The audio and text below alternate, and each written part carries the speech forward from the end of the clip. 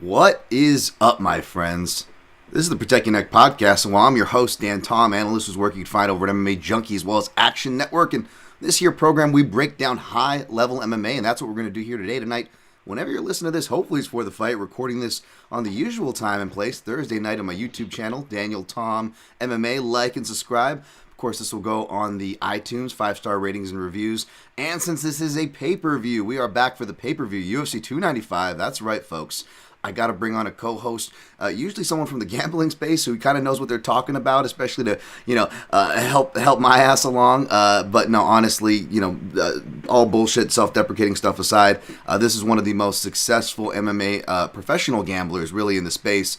I'm bringing back on, we've had him out here before. Got to bring him back, man. My man Luca Fury, at Luca Fury on the artist formerly known as Twitter. Luca, say what's up and tell the people where they can find you before we start here. Well, glad to be here as always. It's always fun to join another sharp analyst to talk some fights. You and I always have some very good in-depth conversations both on and off air about MMA, so definitely looking forward to this one. And as you mentioned, Twitter, usual social media places. I'm Luca Fury on most things, Fury's Fight Picks on a couple of things, and of course, I do have my Patreon page where I do all my usual content, but I also do some free content as well on those social media pages. I upload some full video breakdowns and podcasts and Yeah, man, I've been seeing you kicking butt over there, not just with the visuals, with your background and doing all that work, but, the content grind is a real grind. We're all different. We have our different styles of betting. We have different styles of fighters we like. And if you're a content creator, we all have our different styles there. But, Luca, just to, even though everybody knows, I'm not on that same level. I don't have that same style. But I've been watching you for a while, man. And a lot of people have been watching you. There's a lot of people who have tried to mimic Luca in the space years to come. We've talked about that before. And mimic his style. It's fine, man. You were successful for a reason, right? And not saying, this is you. And I'm building up to a genuine compliment that I want to pay you here. I didn't even say this off air. I wanted to give this one to you, but you'll see a lot of guys play with the numbers or whatever, or they'll be like, oh, and UFC will do this in their broadcast, like he's he's 7 in his last 12 because they don't want to tell you he's lost 5 straight or something, or whatever, Mm-hmm. like those things. And then there's there's the other, which is fine. And again, we spoke about that and the fact that when you do have playable chalk, it's not necessarily a bad thing. I know I'm a big plus money, whore over here. But speaking of plus money, man, I've been following you for a minute, and not only have you been doing your winning ways over there, but I keep seeing you hit all these plus numbers, man. So I just wanted to give you, we're a big fan of plus money here on the Protect Your Neck podcast, so I just wanted to give you a hand on that, man. And am I just seeing things, or have you just been hitting more plus numbers lately, seeking more, a little bit of both? What's been going on, man? For historically speaking, I do bet some underdogs myself, but statistically speaking, the majority of my bets do tend to be favorites. So in order to balance that out a bit, I wanted to actually bring on another handicapper to the site who is the total opposite. And so I brought on Liam, who I'm sure your audience is familiar with, Liam Heslin. Liam picks fights, and he basically exclusively bets underdogs. He bets favorites sometimes, but it provides a nice balance to the site then, as I do bet underdogs sometimes, and he bets favorites sometimes, but for whatever reason, we tend to be veered towards those sides individually, and for whatever reason, we both tend to have about the same ROI on them. So it does go to show that whether you're betting chalk or underdogs, you can still profit very nicely on both of them. It just happens to be that some people have an eye that's better for one or the other, just like some people have a better eye for totals, some people have a better eye for props, just like some people have a better eye for other sports than MMA. So MMA is an interesting beast in terms of the betting market, where it's not really a kind of a one-size-fits-all type of thing.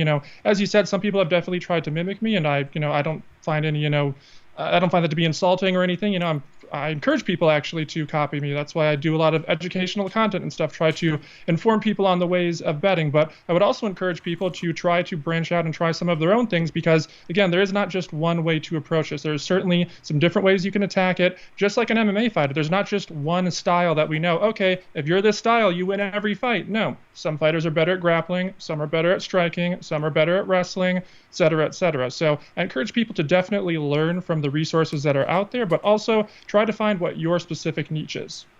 Way to tie it in, man. And see, I'm not just speaking out of my ass here. This, judging things by styles, context, not just hating, not just broad brushing. It serves you well in a lot of forms of life, including this game.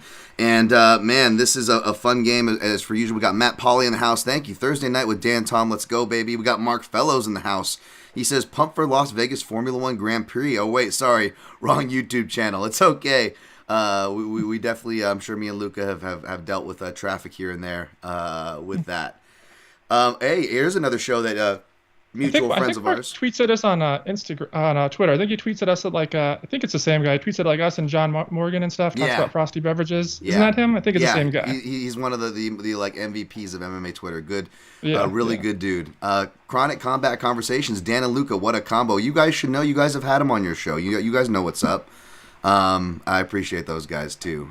Those guys are just on there recently. Awesome. I always love being on their show too. Absolutely. Yep, thank you guys for the chat. Make sure you hit the like button. Of course, Dan Tom MMA on YouTube. If you're listening in the future on iTunes, 5 stars, ratings, and reviews, greatly appreciated. I'm actually overdue to give you guys a review reading for the recent reviews that came in, to give you guys love for the positive, and as well as the click-throughs. Of course, this here free program is hosted by my website, mixedmartialanalyst.com, where you can find click-throughs for Amazon or on it if you click through those.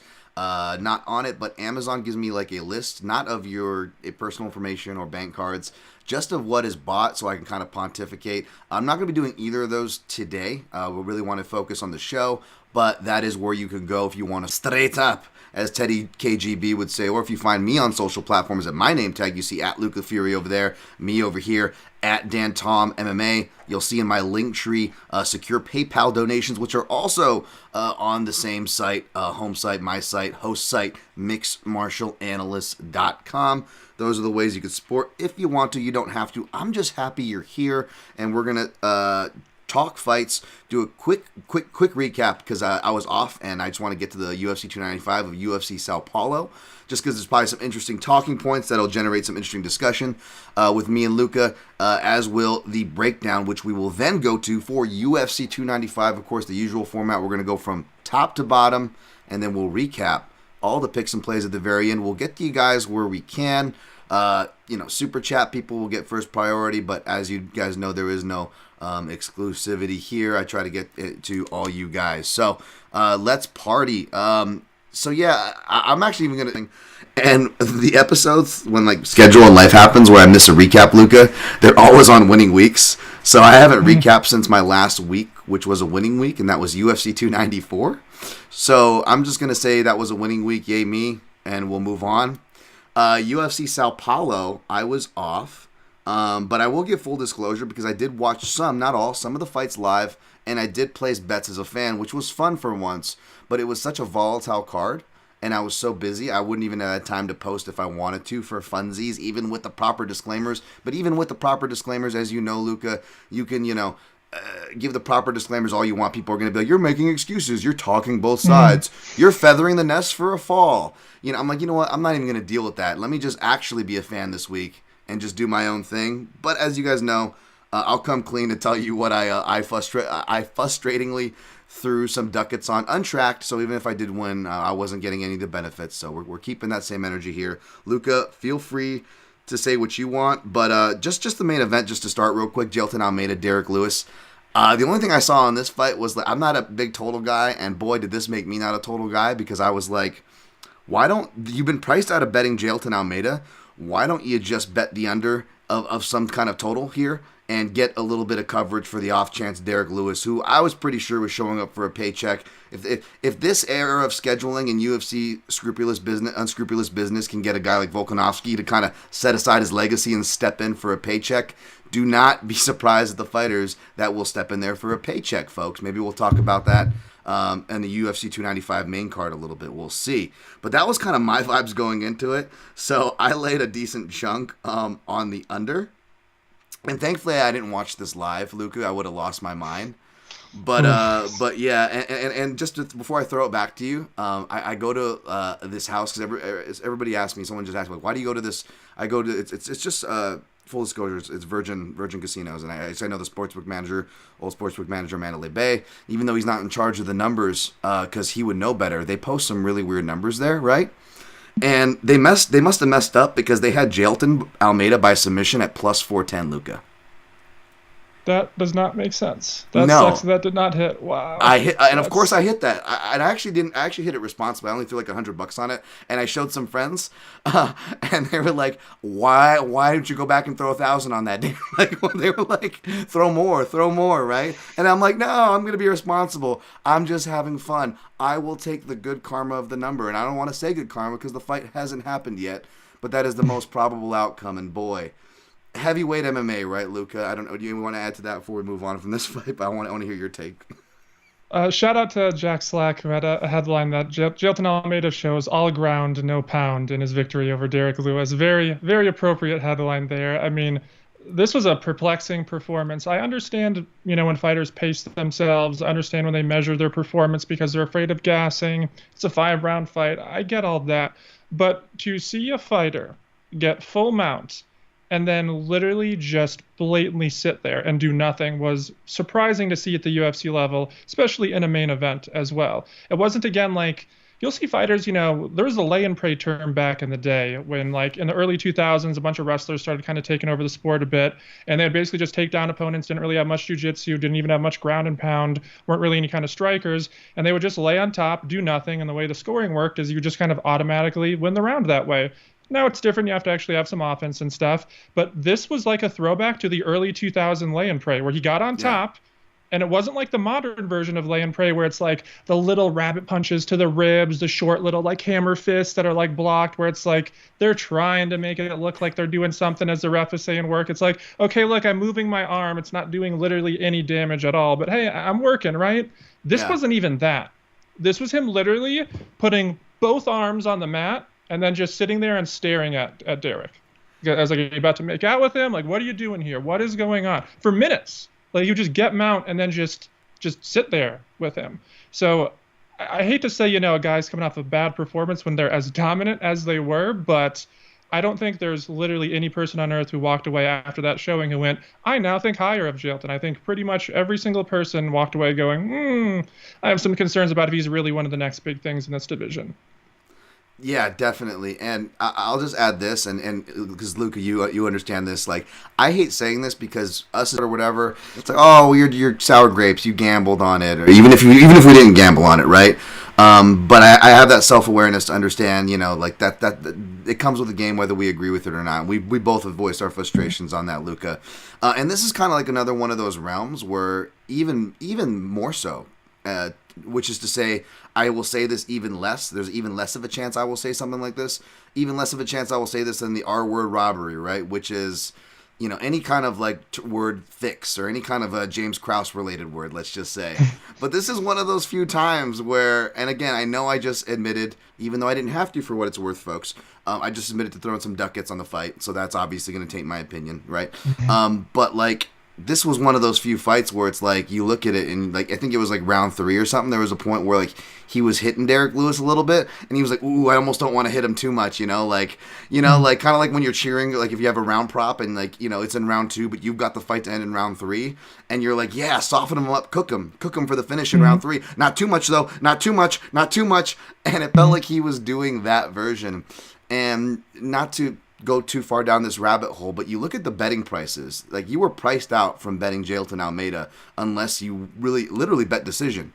You know what I'm saying? Or an over of some type. And yeah, like, I love Jailton Almeida. He follows me on Twitter. I don't need a guy named Malhadinho knocking on any of my doors, right? Front, back door, any internet door, DM door, nothing. I don't want nothing to do. So I understand the danger of throwing this out there, but you just, again, you can't help but put it out there. It's a tough economy, right? And whether it's a tough economy or not, he comes from a very tough part of the world.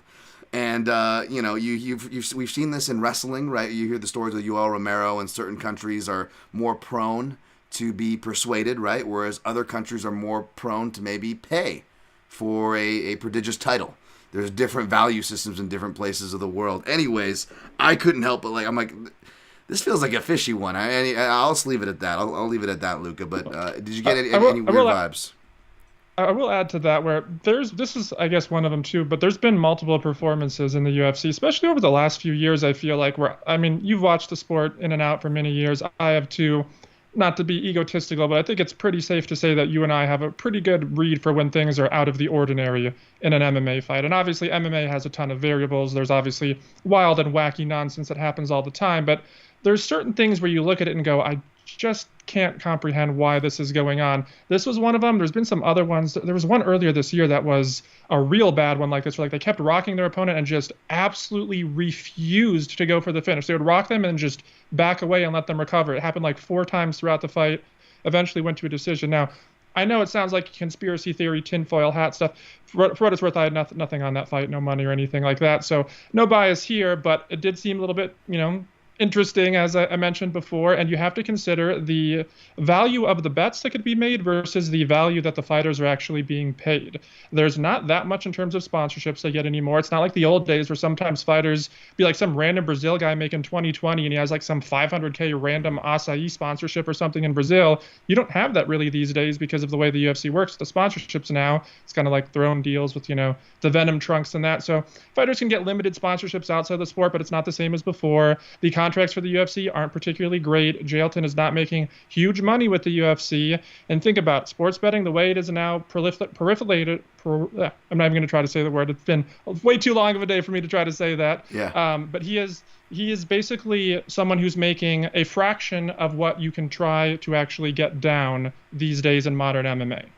There's a variety of books online, in person, in different countries. So if you're a guy, I don't know exactly what he's making. Let's say you got, 50K, 100K, whatever. Well, if him by decision is like plus 500, and he bets, just 10,000 on that, he just matched his win bonus with still winning the fight. So again, am I saying that Almeida went out and did that, or some of these other fighters? No, but you have to think the temptation absolutely has to be there. It's basically like if someone said to you and me, like, hey, you guys, for whatever reason, you do your exact same job that you're going to do this week, and I'm just going to give you an extra 50K for no reason. Just do your job that you're already going to do. Go out there, win your bets and everything. I'm just going to throw you a 50K bonus. You're like, well, what's the catch? It's like, okay, well, you got to do a little shady illegal thing. It's like some people are going to take that option. Absolutely, and that's something else to think about before we move on for people who complain, whether it's at media people or anybody who talk about fighter pay. Like, no, this actually helps the quality and integrity. 2 different things, quality and integrity of the sport. It actually helps it, and that's why people hate win show bonuses, because that also puts a firm ceiling on the pay structure, which, projects these things that we're talking, influences these things that we're talking about here, which is ironic because that whole show win thing, and get your win bonus thing is supposed to, according to the promoter's terms, incentivize more. It incentivizes people to play it safe and not actually go out there and be exciting. What they should do is actually a finish bonus at every time for every fight. As long as you get a finish, you get a bonus, not a performance bonus for a couple of fighters. An actual finish bonus guaranteed for every single fighter on the card. And remember, in a sport like MLB or NBA, pretty much all the players are millionaires. Like the bare minimum salary for the NFL is what, like 600, 700,000 a year right now?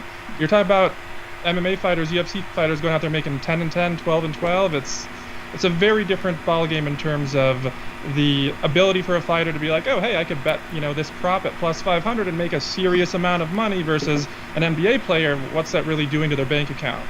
True, absolutely. Who would have got a finish bonus? Nicholas Dalby defeated Gabriel Bonfim. The parlay buster, although I knew a lot of people that were on Dalby, so props to y'all if you were on him. I almost wish I studied this card because I feel like this would have been a classic. I tend to take the vets. I tend to take the fighter who has to survive the storm if I were to kind of grade my biases, so to speak. But no, I picked up Bonfim, I think, in Toutmaster. I didn't post picks for this one or anything, but congrats to Dalby. Were you on Dalby as well, or what was your thoughts on this one, Luca?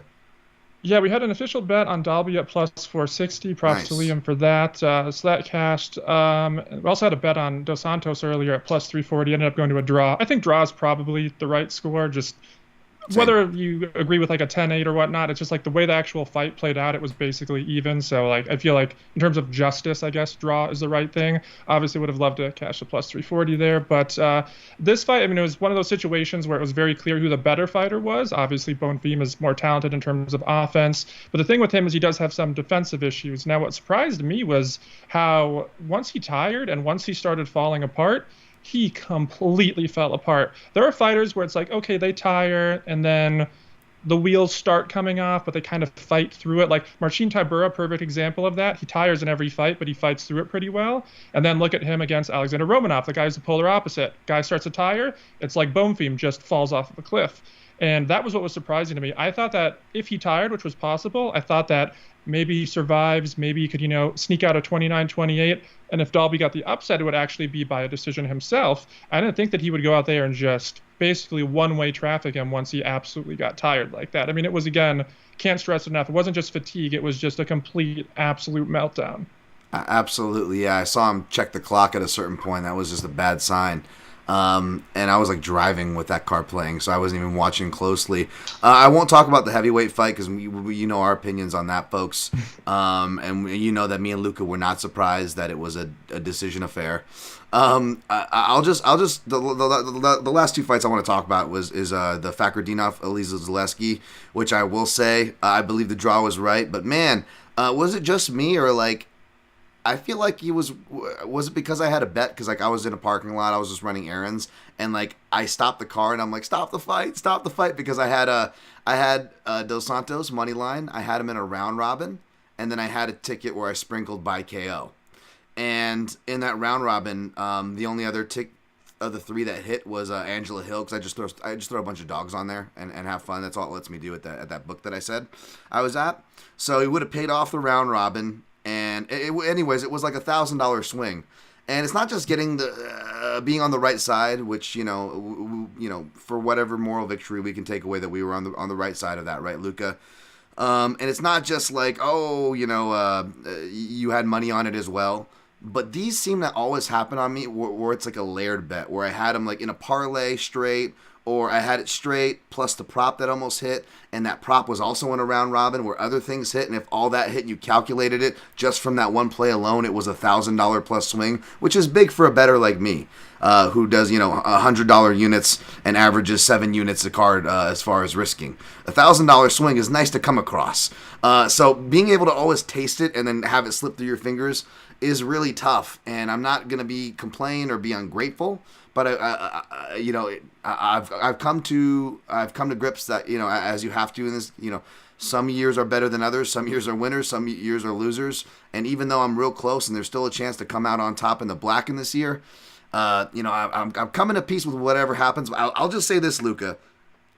MMA gods, can you stop teasing me with these $1,000 swings like this? Can you just stop? Can you stop with it? Can I get one of these my way? Can I get one of the ones I could really use it right now? Upgrading the computer. Want to take some actual time off, not just like I did last week for some sanity. Stop taking these $1,000 swings away from me. Sorry, no. But was I blinded? Were we close to it? Was Easy close to getting a finish? I was driving. Was he close to getting a finish in round 3 there?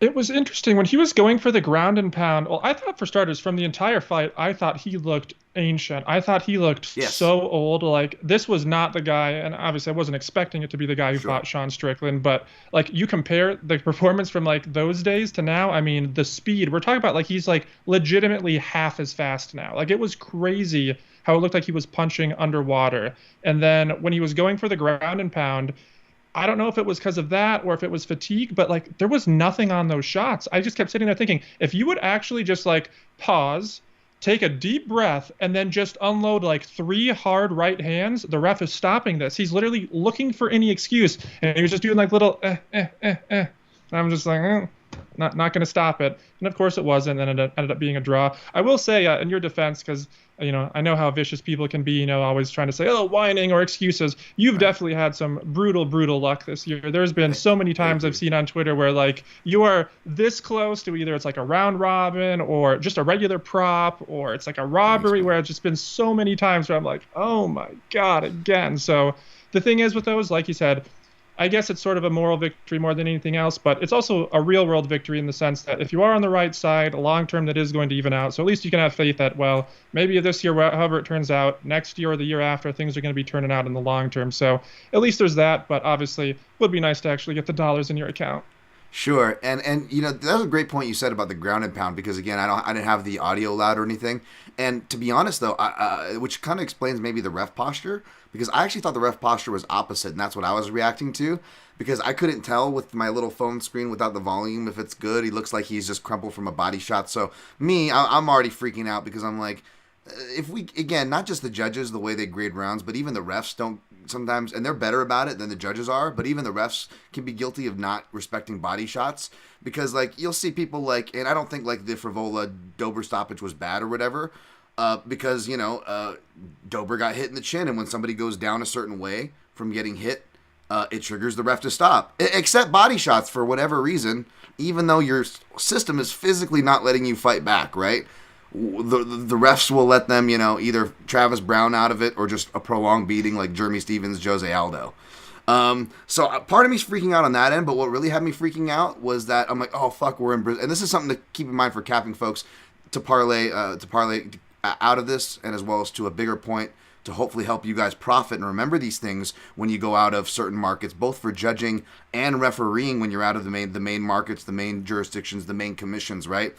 It's fucking Kumite rules. It's a step past Texas, okay? When you're in Brazil, it is Kumite rules. They're waiting for a guy to go completely out for a stoppage. And what I was freaking out about was that I didn't even see the ref have any urgency. I didn't see him change body level, posture, hands, urgency, step footing. He was literally just chilling like this, just hanging like, waiting for a bus. He wasn't even close. He wasn't even close to them. Like when they're looking to stop the fight, they'll like start inching close to the fighters. He was like on the other side of the octagon because again, the ground and pound was literally just like, eh. Yeah.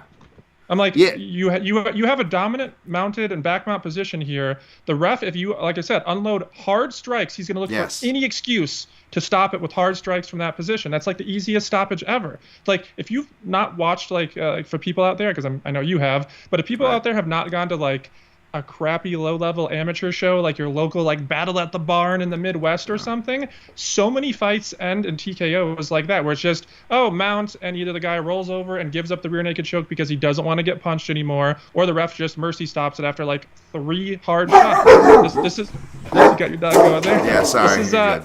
This is how the refs work. Like if you are in a dominant position and you are taking hard shots, they're stopping it. If you're in a dominant position and you're just they're not doing anything. They don't care about that.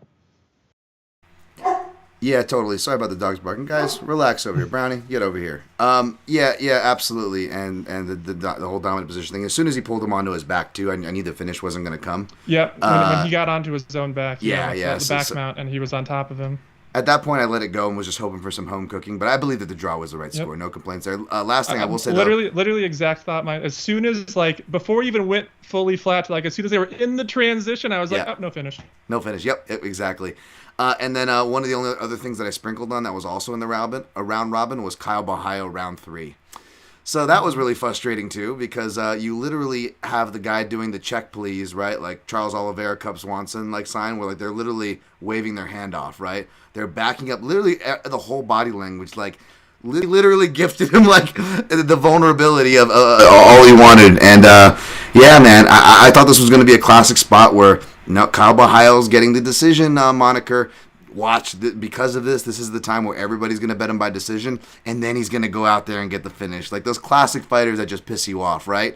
And so I was like, no, he's facing a do-or-die fighter, and regardless of what side of the do-or-die fighter those are my favorite dynamics to bet. I will always, sprinkle rounds on those, whether I'm betting the do-or-die fighter like a Daniel Pineda against a Tucker Lutz in rounds 1 or 2, or I'm betting for the Daniel Pineda type fighter to fade, and I'm betting their opponent in rounds 2 or 3. I do very well on those. Long term, in general, more than happy to take an L on that. But man, was that frustrating when you see a guy, he literally has it, and then he just gives it away. And then to make insult to injury, he does the post-fight thing. Not as bad as Francimar Bahoz. Remember, did I give you PTS flashbacks reminding you of that name, having to tape study those awful fights, Luca? I don't know if that man ever had a decent fight in his life. No, and at the end of it, he would act like he put on the fight of the year, and he'd get on the cage, and he'd do Ginyu Force anime poses. Yeah, be smiling, and so be doing Conor McGregor stuff. Yeah, you threw one leg kick every minute and a half. I want that time back, and I'll never get it. Now, this was a more exciting fight than a Francimar Bahoz fight, but then he does the same thing. He's like, I want the title. I'm like, you're acting like you just beat somebody really good and did it in statement fashion. You did neither, buddy. You did neither. You had the chance for one. You did neither. And I know I bet it. I know I'm salty about that. But, man, how can you not be? And by the way, these things that I'm talking about, you know it's bad because I hear people who don't bet and who don't, have any dog in the race, and they were frustrated about the Almeida fight. They thought something fishy was about the Almeida fight. They thought that, Kyle Bahayo dropped the ball. So, this doesn't even have to do with betting. These are opinions that other people have and should have regardless if they bet. To be honest, I thought this was one of the worst UFC cards ever in terms of the way the fights played out. There was some good ones like the Dalby fight, of course, but sure. This fight, the Kyle fight, I was just like, what are you doing? He clearly was better than him. He clearly was fresher. He clearly could have done much more at any point. And it was almost like he in his mind came up with the idea I'm just going to fight super cerebral and super tactical, and I'm going to take the bare minimum damage, which is good to an extent.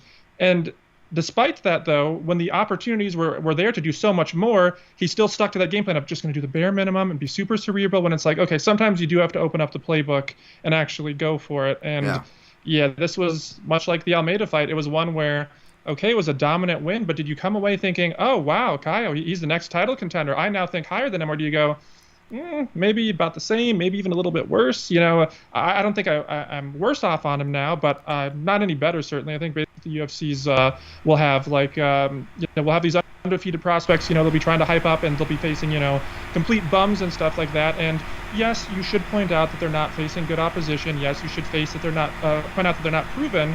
But it is worth still considering how they perform against those low-level opposition. Are they going out there and actually trashing them? Are they, just torching them, getting them out there super easily?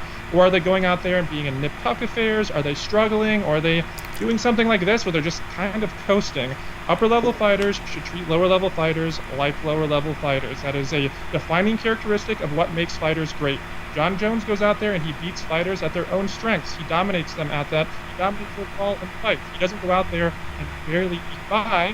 And when he did have a few fights like that, he got a bunch of criticism for it because that's not what makes fighters great. And so if you're a Caio, if you're a Jailton Almeida, being dominant and winning every round isn't always enough. It is good to an extent, but when you're talking about going from a mid-level guy, a contender, like a lower-level contender, to an actual title contender, you have to step up based on versus these type of performances. 100%. And for bettors out there, you should also have your own similar set of higher standards, because you're a bettor. I'm assuming you're looking to put money on these people, so it's okay to be critical in that aspect. Shout out to the moderators in the house, the Muscleman, Jimmy Kudo. I'll keep the rules and regs short, just be respectful. Thank you, Dan, for sharing your time and analysis with us. Well, I'll pass the thank you on to our guest for sharing his time and analysis, but I will appreciate you as per usual, Jimmy Kudo. There, Ghost Phantom, another analyst I respect, and a muscle man here, a moderator of sorts. What's up, Dan? I hope you do some Amazon reads. I told my friends to use your Amazon click-through link to buy stuff. Plus, I bought a few things that sound funny. Oh, I'm excited now. Thank you for doing that, Jimmy. And anybody who wants to does that, whether you purchase yourself or even encourage others. I have a hard enough time trying to get my own family members to go use the link or some shit, So I appreciate that. James Kendrick says, hello. What's up, James? Always good to see you, sir. Rio says, in Truesdale, one of my favorite shows. Oh, thank you. Way too kind. Appreciate you, Rio. James Kendrick, Bonfim reminds you of the great cardio machine in Americani. Yeah, definitely. With the clock checking of my man Warley Alves there. Not trying to shoot strays at Warley, by the way. Ghost says, love draws and no contests. A bet of generational wealth. Yeah. I will say, whenever they start turning up the 10-8s again, I wonder if they'll, the draws will be worth sprinkling on for you folks. But right now, there is a lot of 10-8 dissension. And right now, 33 minutes in, Scottie Pippen time. We're going to go to UFC 295. Going to retweet this on the old artist formerly known as Twitter Sphere to get things going. While you're doing that, let me mention on the 10-8 note, how funny is it that they did this huge public thing? Oh, we're going to have this whole little thing where we're going to go over the 10-8s. We're going to make sure we get them right. We're going to educate everyone. Oh, look at this whole big PR thing we're doing. We're making such a big deal. And then it was immediately the next week or week after, there was one of the worst examples of, I can't remember if it's either a lack of a 10-8 or they gave a 10-8 when it wasn't deserved. And it was just well, so much for that. This is MMA judging. There is never going to be any accountability. It is hilarious. Yeah, I think it was from a veteran judge, too, a judge who gets a lot of assignments, which I always try to notate and pay respect to. But it was an absolutely bad look, and it's something that I've called for a lot, and you see it within, I think even in this card where you saw a judge not give a 10-8 where he probably should have, and then he's the lone judge a few fights later who gives a 10-8 when no one else did. And this is something that I speak to all the time, and people get defensive because they think you're insulting the referees or judges, who I actually respect, by the way. I do greatly respect them. But what I'm talking about is nothing personal. It's something called human nature, and it's overcorrecting the steering wheel. And the officials, as far as the referees, do this all the time, right? You see them stop a fight early, chances are they're probably going to let the next one go a little late. Not even maybe even in the next week or for the next few months, like Keith Peterson adjusted, right? There was a period with Herb Dean, like maybe 6, 7, 8, maybe might have been longer, maybe like 8 to 10 years ago, where like every 3 months he was like flip-flopping, where he would be like the worst late stoppages, and like everybody would be on him, Dana White, everyone, and then the next 3 months he'd flip, and all of a sudden they'd be all early, and then everyone would get on him for that, and then the next 3 months it'd be all late again, and he just went back and forth, constantly trying to overcorrect. Ultimately, judging and refereeing is such a thankless job. I do not envy them in their positions, but at the same time, there are certain judges that just need to go. And there are certain judges that are very good that, unfortunately, a guy like Mike Bell, speaking of 10-8s, I will die on the hill that he is one of the very best judges in MMA. Yeah, I think so. I will also agree that score is absolutely atrocious, that 10-8, but aside from that, this dude has been literally one of the very best judges in MMA history. And now he's like talked about in the Sal D'Amato type of talk, when Sal every single week is just putting out stinker after stinker. It's crazy. Like Mike Bell, there are certain judges like Ben Cartledge, when he had a bad score earlier this year, all of a sudden he got thrown in the mix. People need to not be so just quick to throw everyone in the mix with the bad judges. There are a lot of very good judges who, of course, are not perfect, who are going to make mistakes. It's about consistency overall. Yeah, I want to be careful about saying something nice about Sal because, I think that he's had some really every week. Why are you the one, right? But at the same time, he does work every week, so you got to remember that. That's probably why his name comes up a lot. I will say that. But also why I don't want to compliment him or any other judge. They deserve it, and we should more. But every time I complimented Ben Cartledge, and then he had like the O'Malley Jan, which wasn't as crazy in the moment as people thought. And then I think he had another one, maybe like I think it was Khalil Roundtree versus Jacoby, which wasn't as crazy in the moment. If you go back and rewatch it, you can, whether you agree with it or not, you can understand the scorecard. But he all of a sudden started getting bad mouth, and then I think it was like Chris Lee back in this is all the way back in 2018 or 2019. I gave him a compliment, and then he went on this run in like 2019 to 2020 where he had like some of the most. And if you actually looked at the stats, shout out to Scott Fontana of Couchside Judges, he actually had excellent unanimity between like 2015 and 2018 when I was paying him. I was going to say, Chris Lee, oh no, I used to always be like, oh, he's pretty good. And then it was like, ever since COVID, like this dude is like worse than Sal D'Amato. And they always are putting those two together. And then you get these BS split decisions where, what do you know? The one good judge is on the other side, and then Chris Lee and Sal D'Amato both on the other. It's the point where like every single week, Sal D'Amato, like I can't remember the last time this dude scored a card for my fighter. Like, I swear the dude signs up for my service just to score against my sides. Like it's crazy. Like, I know obviously he doesn't. I'm just joking. Obviously. Yeah, right. No, I know what you mean. A coincidence, but I know what you mean. You know who used to be my guy for that? And so now I've been making sure to give him credit because I've been ending up on a lot of the same scorecards as him. But for a while, I felt like it was Derek Cleary, where I'm like, do you just not like guys who counter? Or I'm trying to think of my biases. I'm like, maybe he just has the opposite biases. Maybe if I had a conversation about like music and movies, like it's just down the line. Like we don't agree on anything, So of course he's not going to see what I see in a fight, right? Like, and I bet that would be you and Sal if you guys got together. Like you guys probably couldn't agree on food. You guys probably can't agree on like cars or anything. Which is so I get that. We're talking about $1 million swings in certain cases, multi-million-dollar swings in terms of the UFC's promotional dollars, the fighters' paydays and all that, sponsorships, et cetera, et cetera. And you have these judges who are supposed to be judging the best of the best. These are supposed to be the best of the best themselves.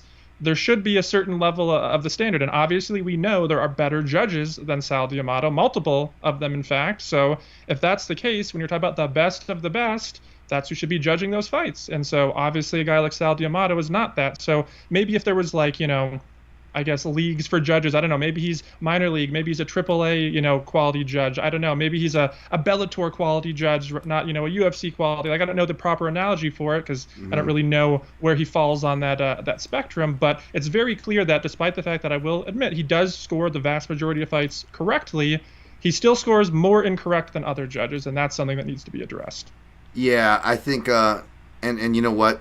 I think that this overcorrecting the steering wheel to just kind of put a bow on this, I think it represents the tools, and the lessening of tools is going to make even a good judge not as effective, right?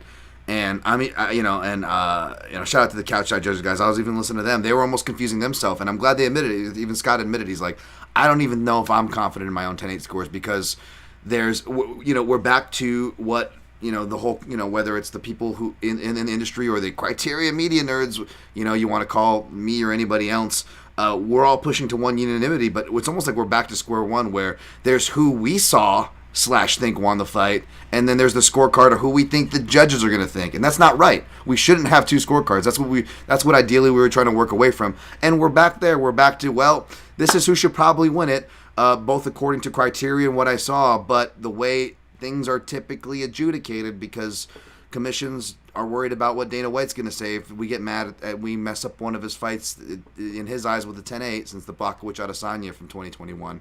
It's been kind of a boomerang. But anyways, we digress. And even though the sketchiness of the Jailton Almeida-Derek Lewis fight, we got UFC 295 headlined by Yuri Prochazka, initially opened as a favorite, now roughly even money. We'll just go, I'm just going to go plus 105, and then minus 125 roughly is the favorite pricing for Alex Pereira. Do you think, what are your thoughts on this matchup, and do you think the judges will be needed for this one to start off your analysis? This is one of the trickiest fights to break down in quite some time for myself. Something you and I have talked about before on air and off air is, as a proper analyst, as someone who's handicapping the sport of MMA or any sport, or really handicapping any potential spot for an investment, you want to be looking at both the positives and the negatives of that potential investment. So if you're buying a house, you want to know the upsides and the downsides, right? If you were going to bet on a fighter, you want to know how they both can win and they can lose. For whatever reason, there's a large portion of people who reject that notion and just want an analyst to just be 100% this guy's a lock, this is the only way the fight's going to go, but that's not the way the world works. It's like if you're flipping a coin and you pick heads, you still know that there's a 50% chance that it can land on tails too. You're not pretending that it's 100% heads. You still know it's 50-50, even though your pick is on heads nonetheless. So in terms of this fight, I'm prefacing it with that because my thoughts are kind of all over. I can see this fight going so many different ways. The original read I had on it was I thought that Alex was going to get the knockout based on the absolutely massive defensive liabilities from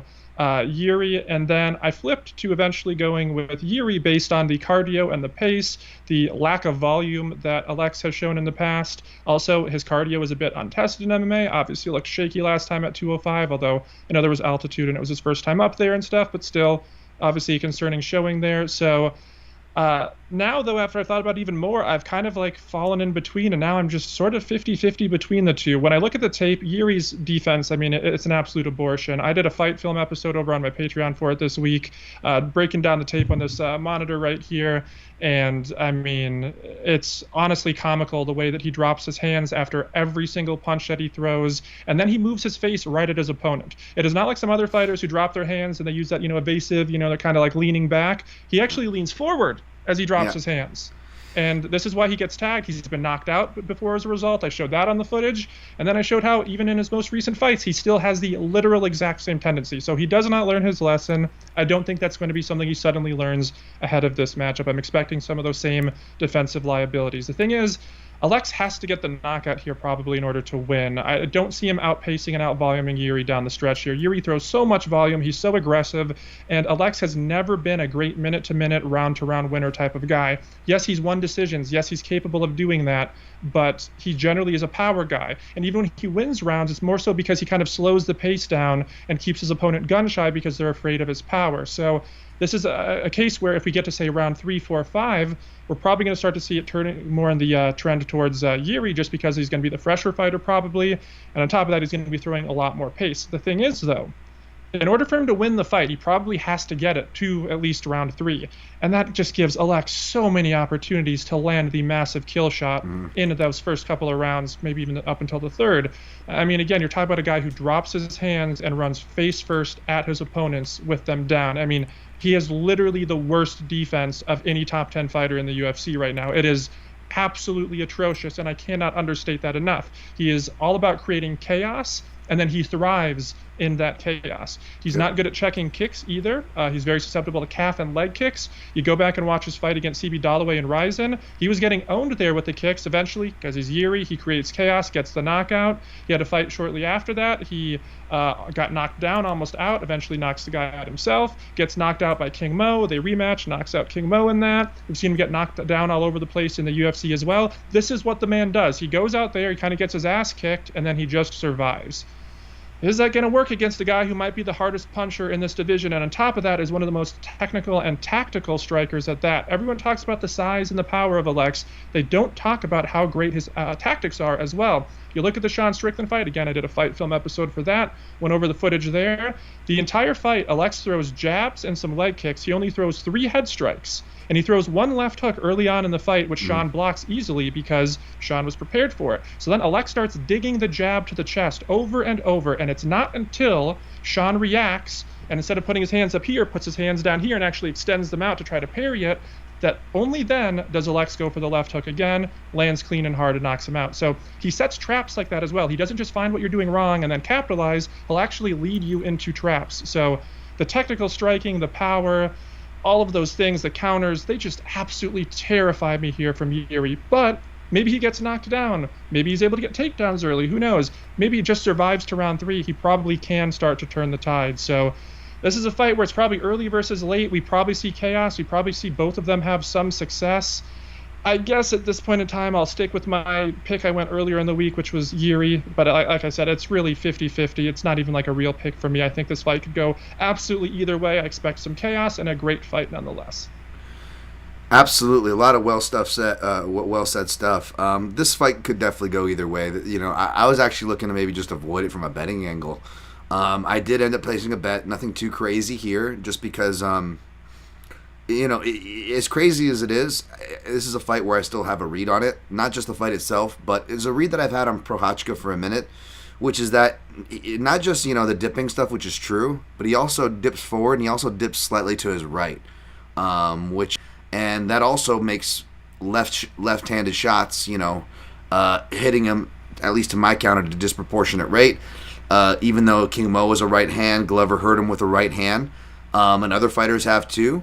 Both in and out of the UFC, I think left hands hit him a lot more. Whether you're looking at Dominic Reyes' southpaw crosses, or Ozdemir's left hooks coming forward or off the counter as well, and it's because of those motions, you know, Luca was talking about, and his defense. And again, against a guy who's known for his left hook, it's bad. But again, that right cross is also going to be there for Alex Pereira because, you know, he can split timing kind of very well. I forget if it's the second or third fight in this series with Yusri Bulgari in kickboxing. But once he gets your timing, you know, he really has you. And even though the unorthodoxness could throw him off, right? And Alex Pereira, even though his chin is probably better at light heavyweight, to his account, to what we've seen evidence-wise, kickboxing and MMA, yeah, it's probably better. But, like, could Yuri knock him out? Like, absolutely, right? Finding a shot around the guard, his unorthodox ways. And, you know, even Alex Pereira himself said, you know, it's a bit unorthodox, but that's why I have Glover. And even if you go look at the fight with Glover, by round 2, Glover's got his timing, and he's tagging Yuri really hard. And that's Glover, Teixeira, old man Glover, with a way more limited arsenal. You know, just a jab, cross hook, barely an uppercut, doesn't go to the body as much as he should. Underrated kicks Glover does, even hits Prochazka with a head kick, which is something that to look out for Pereira here. Because again, Pereira, he could be, even though he's a little older, deceptively, 36, not old, for a guy who's should be at heavyweight. Middleweights are heavyweights that cut weight, folks.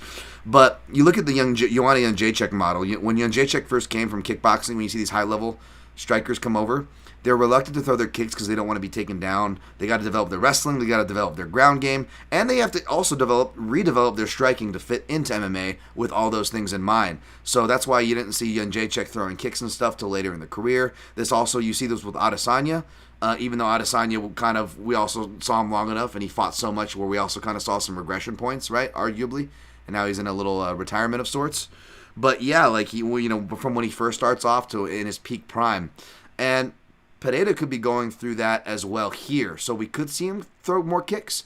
To Luca's point, Prochazka, not the best defense in general, but yes, not the best kick defense. However, both guys have an underrated ability. Obviously, Pereira more, better process, more reliable.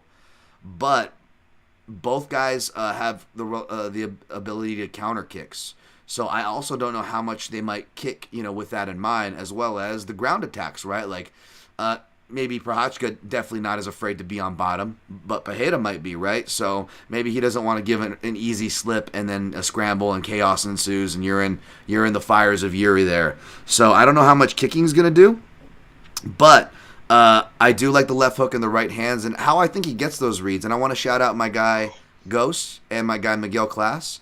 Who I incorporated the tweet. And I jokingly, like, not seriously got mad, but I'm just like, the thing about holding content to later in the week, Luca, because this was one of those weeks where you're talking about, like, your early forecast. I'm like, I wish I could do something like that because there's so many things that I want to say, but because I wait for everything and everything doesn't come out to the end of the week, even though I'm doing my analysis on Sunday, I'm shooting videos on Monday. Like, my analysis ain't dropping until Thursdays, whether it's this podcast or it's stuff on Junkie, right? So it's kind of frustrating to like watch like the points that you want to say like get all kind of beat from different angles, and I'm like, now it's all been talked about by the time I get to it. I know that's stupid or whatever, but it's also a human being thought that we kind of all have, that FOMO. And one of it was Prochazka's weird prods that he does, and one of the notes that I wrote down is like I was joking like whether he's resetting his chakras or doing like long karate style feints, and some of them are actually kind of like Alex Pereira, where he'll do a purposely slow prod to kind of pull you into a counter. Like, they actually share a lot of the same process that way. But the thing is that what I noticed, the reason why Glover was able to find his timing as soon as round 2, even Glover and other fighters, is because those little prods, for as much as they may have a purpose for Yuri, they arguably have just as much of an advantageous purpose for his opponents from a range-finding perspective. In other words, he's almost giving away his own distance. So even if his opponent is like 80% of MMA fighters still, sadly, today in 2023, and they don't jab for their range, it doesn't matter because Yuri is almost giving him that range. He's reaching for him. And if you look at it, when he reaches, that's when he's getting hit with left hooks or right hands from multiple fighters. And if you look at Pereira from his drilling to his sparring to where it counts in his actual fights, those are the reads that he thrives the most off of. So kind of getting reaffirmed to that. I still didn't like the price swing. I still didn't like missing Pereira. But I said, you know what? If I can get him close to even, for me, close to even is minus 110 to minus 115. And if it goes to minus 118 to minus 120, that's too much for me in some cases. Playable chalk, I know I like to say maybe, for me, playable chalk in my price range, around minus 150 is where I try to cut myself off. There's always, exceptions to the rule, right? But yeah, I ended up seeing him down at minus 115, and I just put 1.15 units just to get a unit return on there. There's nothing else that's juicy. You got pretty much even money for the KO. Not even really worth throwing in the round robin at that point. So just pretty much a 1 unit money line. I'm not going crazy here. I'm not going multiple units. Not hating you if you are on this fight. At least you're doing it on known products. It's just too volatile a fight to plant my flag and be like, this is what's going to happen for sure. Sorry, long-winded there. No, I totally agree with some of the things you talked about with the head movement too of Yuri. When he sometimes will move his head slightly to the left when he throws the right hand, but that's basically the only left head movement he literally ever has. Like, it's just non-existent. He will walk straight at, like, he will be against the cage, and his opponent will be like in the middle of the cage, sort of. There'll be a ton of distance between them. He will drop his hands and then walk towards them in the middle. They will start punching him, and then he just keeps walking until they get to the other side of the cage, and then he'll like try a flying knee and get knocked down. Like, he did that exact thing against Glover. He just like walked the entire length in a straight line at Glover, not moving his head literally at all. And then Glover finally, when he gets his own back against the cage, Yuri, goes for a flying knee, and Glover knocks him down because his entire time his head is just straight. And then even when he throws the knee, his head doesn't even really go up in the air. His head is still like straight. Like, his head is just always in the exact place. So, again, you're talking about, is he going to lean into a left hook or something from Alex? I don't think he even needs to do that. I think his head movement and defense is so bad that as long as he's in striking distance, Alex can just dart out a punch and bomb on him. Like, I do think at some point Yuri's getting hurt in this fight. Like, I just think it's going to happen. It depends how he recovers. He's always been great at recovering, aside from really just that King Mo fight for the most part, but he gets rocked a lot. Dude, Dominic Reyes knocked him out for a half second with an up kick. He flatlined and then woke up on top of Reyes, passing his guard. Like, he fell into a guard pass. He admitted in an interview after, too, so it's not even like, speculation, so... Yeah, no, absolutely. And last thing I'll say before I move on, because I forgot to say this last time and it's been relevant. I don't know how relevant it is for Yuri, although his dynamic is later, and he has, to your point from the Reyes to the Glover fight, whether it's the rounds or within the rounds, he finishes toward the end.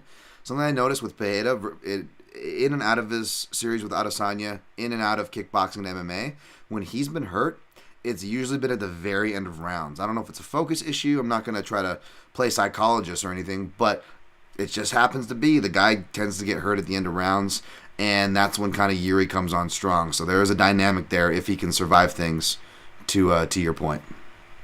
One thing, too, I want to add, if we're talking about Alex so far in his career, what has he really actually done in MMA that has been impressive? I know that sounds like such like a hater thing to say, because obviously he was the UFC middleweight champion, but like looking at his record, he, aside from the Israel win, which obviously, of course, was good, like, his last fight against Jan Blachowicz, not good at all. I picked him there in, like, Israel. Before that, going back to earlier in the UFC, he had the good performance against Sean Strickland, who, I mean, that was kind of a freebie with the way that Sean stood with him like that, with his, striking approach at that point. Sean's gotten much better as a striker since then, of course. And then before that, he had the Bruno Silva performance, and then some, like, low-level things outside the UFC, like... I'm not so sure that this dude is actually an elite level, like a true elite level MMA fighter at this point. He's had some generally favorable style matchups. Like, again, Israel, obviously a fantastic fighter, but he had already lost to Alex, and he's a kickboxer. Like, if you're talking about stylistic matchups, that's one of the easiest matchups of a top fighter for Alex. Just another straight-up kickboxer who's already beat multiple times, including by knockout. The Jan Blachowicz fight, Jan has some ground game. We obviously saw him take down Izzy, but Jan is getting up there in age, and he's not like a super dominant top position grappler either. He'll get mount and stuff, back mount like he did there, but not, a super dominant submission artist. So again, even that performance, that showing, I picked Alex there because, again, stylistically, it's not that bad of a matchup for him. Now, again, not saying that, Yuri is a bad matchup here for him, but my point is, if he wins this fight, he's going to be champ in the UFC. Yeah. Like, he will have won the middleweight title and then the light heavyweight title. Like, I know not at the same time, but he'll still have won both and within like a year of each other about. So, like, that would be, obviously it could still happen. I'm not saying that, just because he'd be, a lower level champ, or whatever you want to call it, like, that means it's not going to happen. But it's just kind of crazy that, like, this is what we're talking about. Like, he actually could be champ. He's in a stylistically very winnable matchup. And we really don't even know all that much about his MMA game. Like, he's so completely untested in so many ways.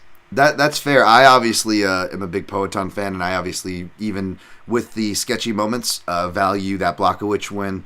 Not pretty high, but maybe higher than you venture to say. But that being said, you're absolutely right. And there's no denying he's had easy matchmaking. It's crazy to think that he could be a champ without facing a wrestler. Like, even McGregor at least had to face a short notice Chad Mendes for his first title, right? Not even for the champ, but just for the first title, right? You know what I'm saying? Like, you say, and everybody talks about Conor being, he had an easy run. Like, Alex Pereira's definitely getting the favor, which is fine because if you look at the way Brazilians are usually treated, not just in the UFC, but in MMA in general. Look at those Russian organizations. No one else will go out and fight their undefeated dudes for no name value and barely any money. Of course, it's the brave Brazilians that always got to go out there. So God bless Poatan for getting it. But I'm not going to disagree with that. But also, Luca, before we move on here, and to preach to the choir, what divisions is he competing in? You don't have to be that good. You know what I'm saying? Yeah. Middleweight, light heavyweight, or heavyweight. If you're a good finisher and you're really good at one thing, that's all you need to be. There's barely anybody who grapples in the top two of the divisions, light heavyweight or heavyweight, right? And in middleweight, if they grapple, they probably can't strike. So it's... And there's like, at any given time, there's like two top middleweights ever. There's like never more than like two like legit top middleweights. Like Robert Whittaker and Israel were like the top guys for like years, and like the next guy was like Derek Brunson. Like, it's just how it goes. Yeah, absolutely. All right, so next fight, I keep getting it mistaken, and I feel better because everybody else does, because who cares at this point with the interim titles and the way UFC shuffles it up? This is like one of their top 3 years of losses of main events and co-main events. But the co-main event is the heavyweight fight, because it is an interim heavyweight fight, of course. And that's going to be Tom Aspinall, who opened as a bigger favorite despite him taking the fight on somewhat shorter notice, 3 weeks here. Minus 118 right now, roughly. Comeback on Pavlovich. Again, not much of a comeback, near even money, minus 102. And Pavlovich, of course, was training to be the understudy, the backup for Jones and Miocic, which is no longer happening. Yeah, basically, I'll just kick off this fight, and I'll throw it to you, Luca. This is another one where, you shouldn't be too, flagging the ground on either side. I stupidly have a bet here. Maybe I bet a little more than I should. Not too much more, really, than the last fight. But basically, I put 1.5 units on Aspinall inside the distance, even though at the time you could get his money line near that price. And you think with the Jailton Almeida lesson, what if this goes to decision? Just take the money line. But as you know, Luca, as most people know, England backs their fighters at the betting window as well, even though the money kind of came down, and it looks like his money line could start trickling back up like I predicted, which is why I just took a shot. I picked a side and ride, so to speak, and I just took Aspinall inside the distance. More ways to win the fight. The ground game. I like that he buries his head into the chest. Like a vintage Chael Sonnen on his power doubles. He's going to need to do that. But at the same time, would I be surprised if he gets knocked out because he, with his swagger, which I appreciate, but again, I don't know if it's because he's his boxing swagger, it's the insulation from his height, or both. But he keeps his chin up. He's a little too reliant on the shoulder entries, and sometimes will back up in straight lines or even the same line in which he came. So if Pavlovich decides to, for example, even attach just one more punch to his 2-punch returns, his cross hook, his jab cross, his hook cross returns, sometimes it's a slip uppercut hook return or a jab uppercut. Those are his kind of normal ones. If he just adds one punch to extend a combination on one of those, I think he can catch Aspinall. And I was thinking in my head, I'm like, I don't think we're going to see Pavlovich throw very many kicks. Again, the counters are too risky, like we talked about in the previous fight for Poatan. But I'm like, if he switches to southpaw and even just throws a left hand, and then sure enough, I go to his Instagram page, and Pavlovich looks like he's been working that for the past few weeks over at American Top Team, that similar combo. I know you can never look. I'm not a pad work person. I'm like, ooh, look what he was doing on the pads. He looks terrible. Or look, he looks good. I'm not that guy, but I just thought that was funny that was like the one note I saw in my head, and that was the one thing I saw him working on the pads. So I wouldn't be surprised if he wins, but go ahead. Yeah, go ahead. No, please take it. I'm sure you agree with me on this. How hilarious is it when someone, like, it happens every week, like a guy goes out there and like he wins a fight by like a right hand knockout, and then someone's like, oh my God, he was hitting pads, and look, he threw a right hand. I love that. Oh God, ESPN account. That's how they get most of their views, baby. Dude, they always do that. I'm like, yeah, it's almost like fighters train the techniques that they perform in the cage. It's almost like that's literally what training is. Yeah, it's crazy. I know, it's crazy. But yeah, I wouldn't be surprised either way. What do you got for this one, Luca?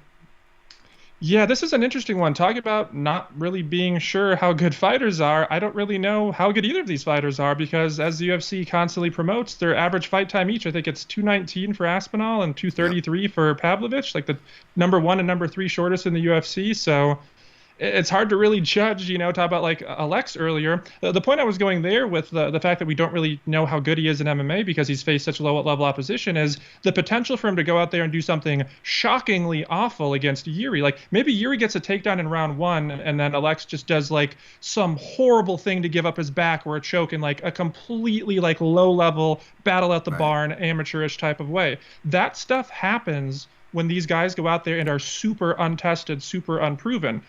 The same kind of thing actually applies for both of these fighters. We have zero clue what their cardio is like for the most part. We've seen Sergey a little bit earlier in his career. Aspinall went to a second round against Arlovsky. He looked like he was tiring there, but different circumstances going into that one. It was also a bit ago. Maybe his cardio's improved then. Right. I'm not really willing to say based on one fight where it's not like he actually gassed. He still won the fight there and got the finish.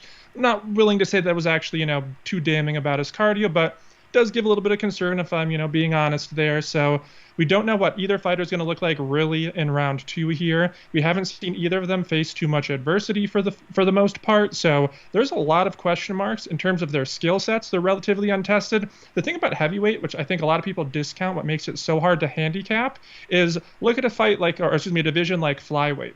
A lot of decisions, it's like obviously a much higher percentage in heavyweight. You still get a lot of finishes as well, but it's like 60% or whatever of flyweight fights go to decision. So because of that, you actually get to see the fighters fight. Yes. Like you actually see the grappling, the striking, the cardio, their heart, all that sort of stuff. Heavyweight, it's usually like a first round finish, or they're just gassed and clinging to each other in survival mode. Right, not even really trying to fight. They're just like trying to like do the bare minimum to survive and make it to the scorecard. So it's hard to gauge heavyweights in general. But then again, like look at this situation. It's just, this is some tricky stuff. Ultimately, I am going to side with Aspinall for a couple of reasons. Based on what we've seen from him, he seems to actually be a well-rounded, complete fighter. Now, obviously, it's easy to look good against certain fighters like he has. We haven't seen his defense tested in a lot of ways, but at least he does seem to be more of a well-rounded, complete fighter. He also seems to be the better athlete, much lighter on his feet, and the faster of the two. Sergey, meanwhile, he's very plodding, and he's very stiff and rigid. Those types of fighters basically never have good cardio. Those stiff, like Ryan Bader, rigid type of like big upper body types of guys, even when they have power, they just never have that strong cardio, especially when they're going against guys who are light on their feet, making them move. So I'm inclined to say that if anything, maybe Aspinall actually has the cardio advantage. I do think he has the athletic and the speed advantages. I think he probably has the overall better skill set here, but big concern I have with him is we haven't seen him get hit too much, and I do not like his striking defense. He keeps his chin not not just up, but he actually like raises it up. Like it's crazy when he throws strikes. Like his chin is so far up in the air. Someone's going to counter him eventually. Oh, sorry, go ahead. He's got the karate man chin. He's like hopping in and out like the karate man. Yeah. Yeah, literally. Except he's a heavyweight. Yeah, when you see karate fighters, it's not like they have their chin level. They literally raise it up, and that's what he does. Yeah. And that's going to catch him at some point at heavyweight. Maybe it's this fight, maybe it's another one. I don't know. That's going to catch him. There's no way he goes another 20 fights in his career or something, and that just doesn't catch him unless he, obviously shores it up. So that's a big concern I have for him here. I think we're probably going to get some violence early, but I also think both of them, knowing it's a 5-rounder and all this title fight and everything, I do think we're probably going to see a bit of a slower pace from them. I think maybe some respect from each other, a bit of a feeling out process. Absolutely could see it going over the 3 minutes. In fact, if anything, I actually kind of lean it to go over the 3-minute mark. I think we're probably going to see somewhat of a fight here. The question is, how much longer does it go? And obviously, is it on the feet? Is it on the ground?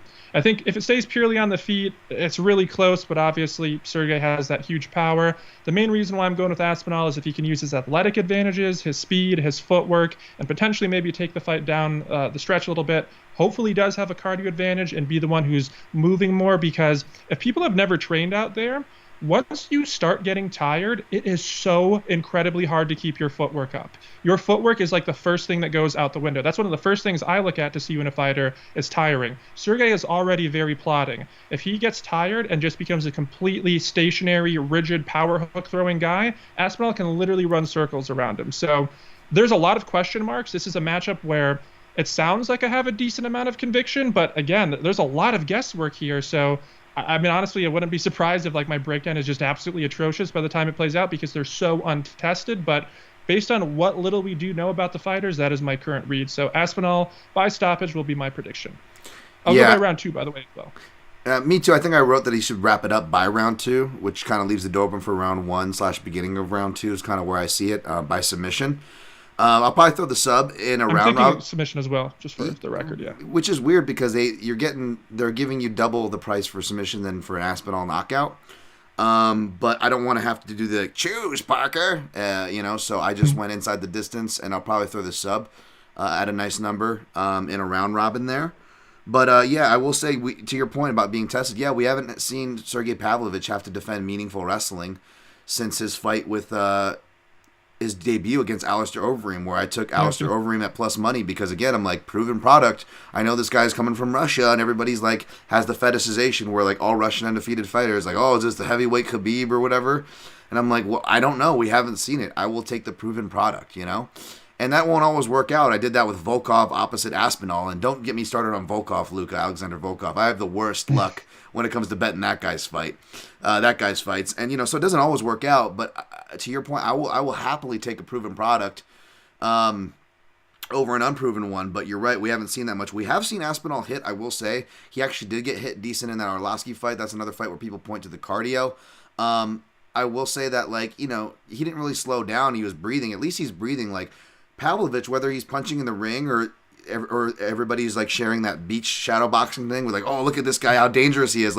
He doesn't breathe. If you look, he's holding his breath through all that. It's like the Ryan Bader, just these stiff, weird, yes, it's like his arm is stuck in position, and he's like an action figure that just rotates. It's very weird the way he throws his punches. Obviously very effective, but yes. It is not a fluid rhythm type of he's not someone who can have good cardio. It's just not possible. Yeah, he's literally, I literally describe him, he's literally a refrigerator with giant arms attached to the sides of it. He looks and functions as one. Seriously. You put him on a back, he looks like a refrigerator too. He's like a turtle stuck on his back.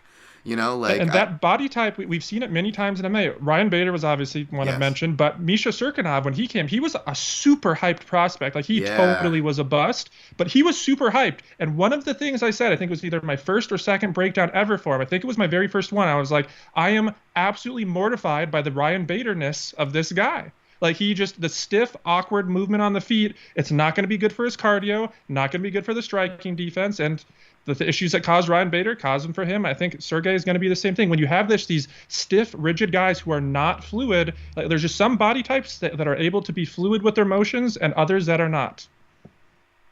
Yep, absolutely. All right, so it looks like we're both picking Tom Aspinall, but again, folks, this is heavyweight MMA, so don't go put your life savings out there or anything. On this kind of a fight. Last thing before we move on, someone in the chat, thank you guys. Hit the like button, please. Appreciate it, and you feel free to contribute to the chat. Any action. Effie says thoughts on Tom's media day quote saying 2 weeks isn't enough. Time to get ready for a fight? ? Yeah, I want to keep the same energy as far as short notice. I'm not a big fan of backing guys on short notice. I know you could argue that it's less of a factor in this era. More fighters are geared toward it, and there's truth to that.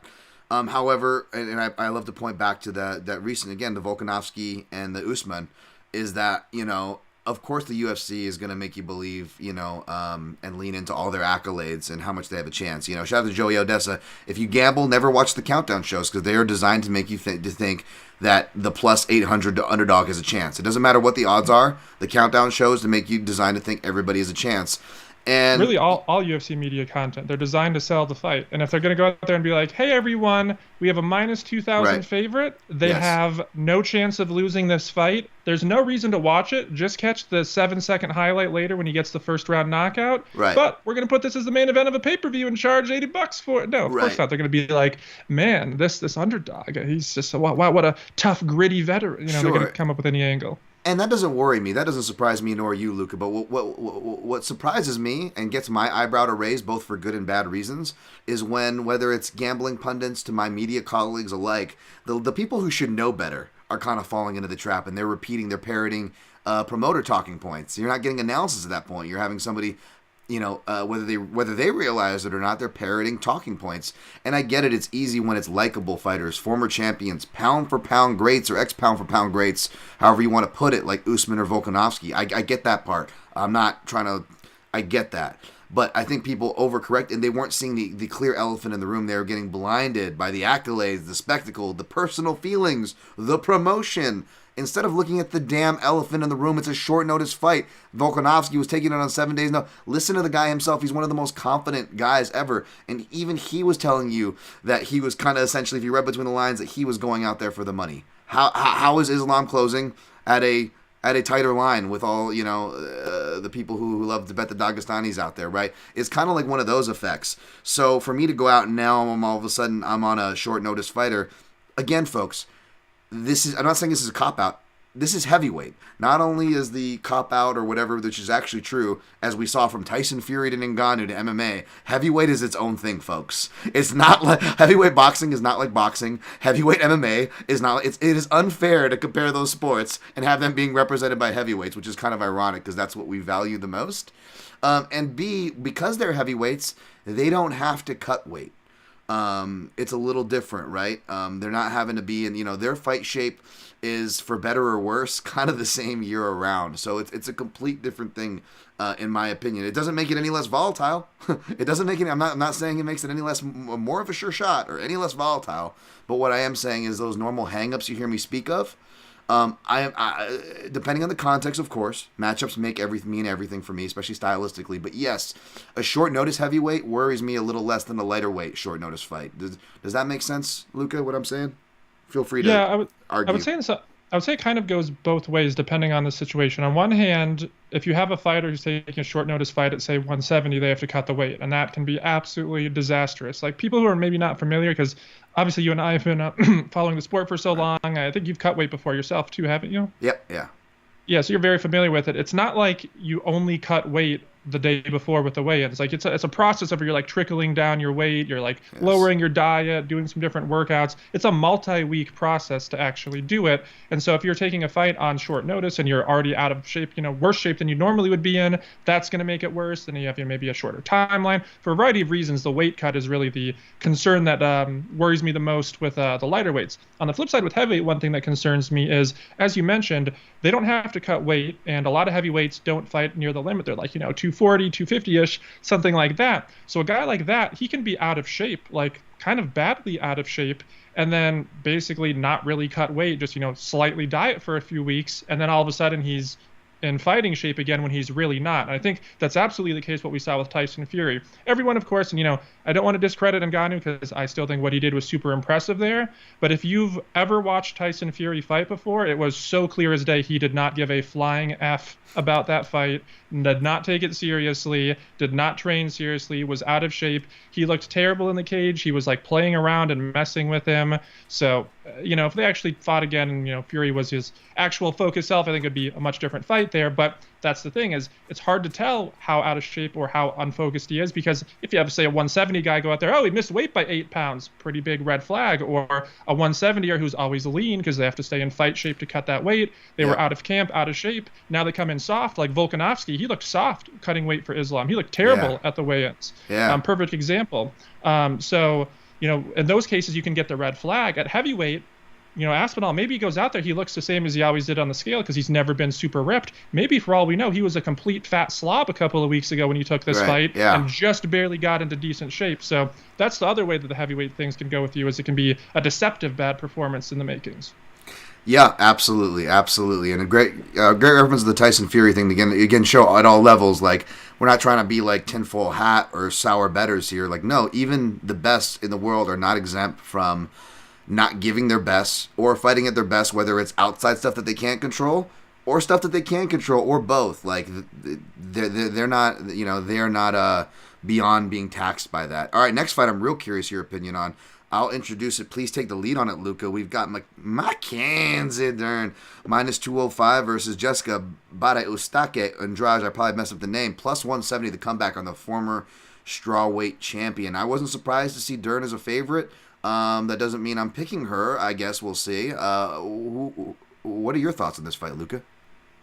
I don't know what the hell has happened to Jessica Andrade, but this is not the same fighter from a year ago. Like, talk about the Tyson Fury type situation. Like, watch Jessica Andrade in her last few fights, and then watch her a year ago and try to tell me this is the same fighter. It is bizarre what has happened to her. She signed a very big new contract, apparently, with the UFC.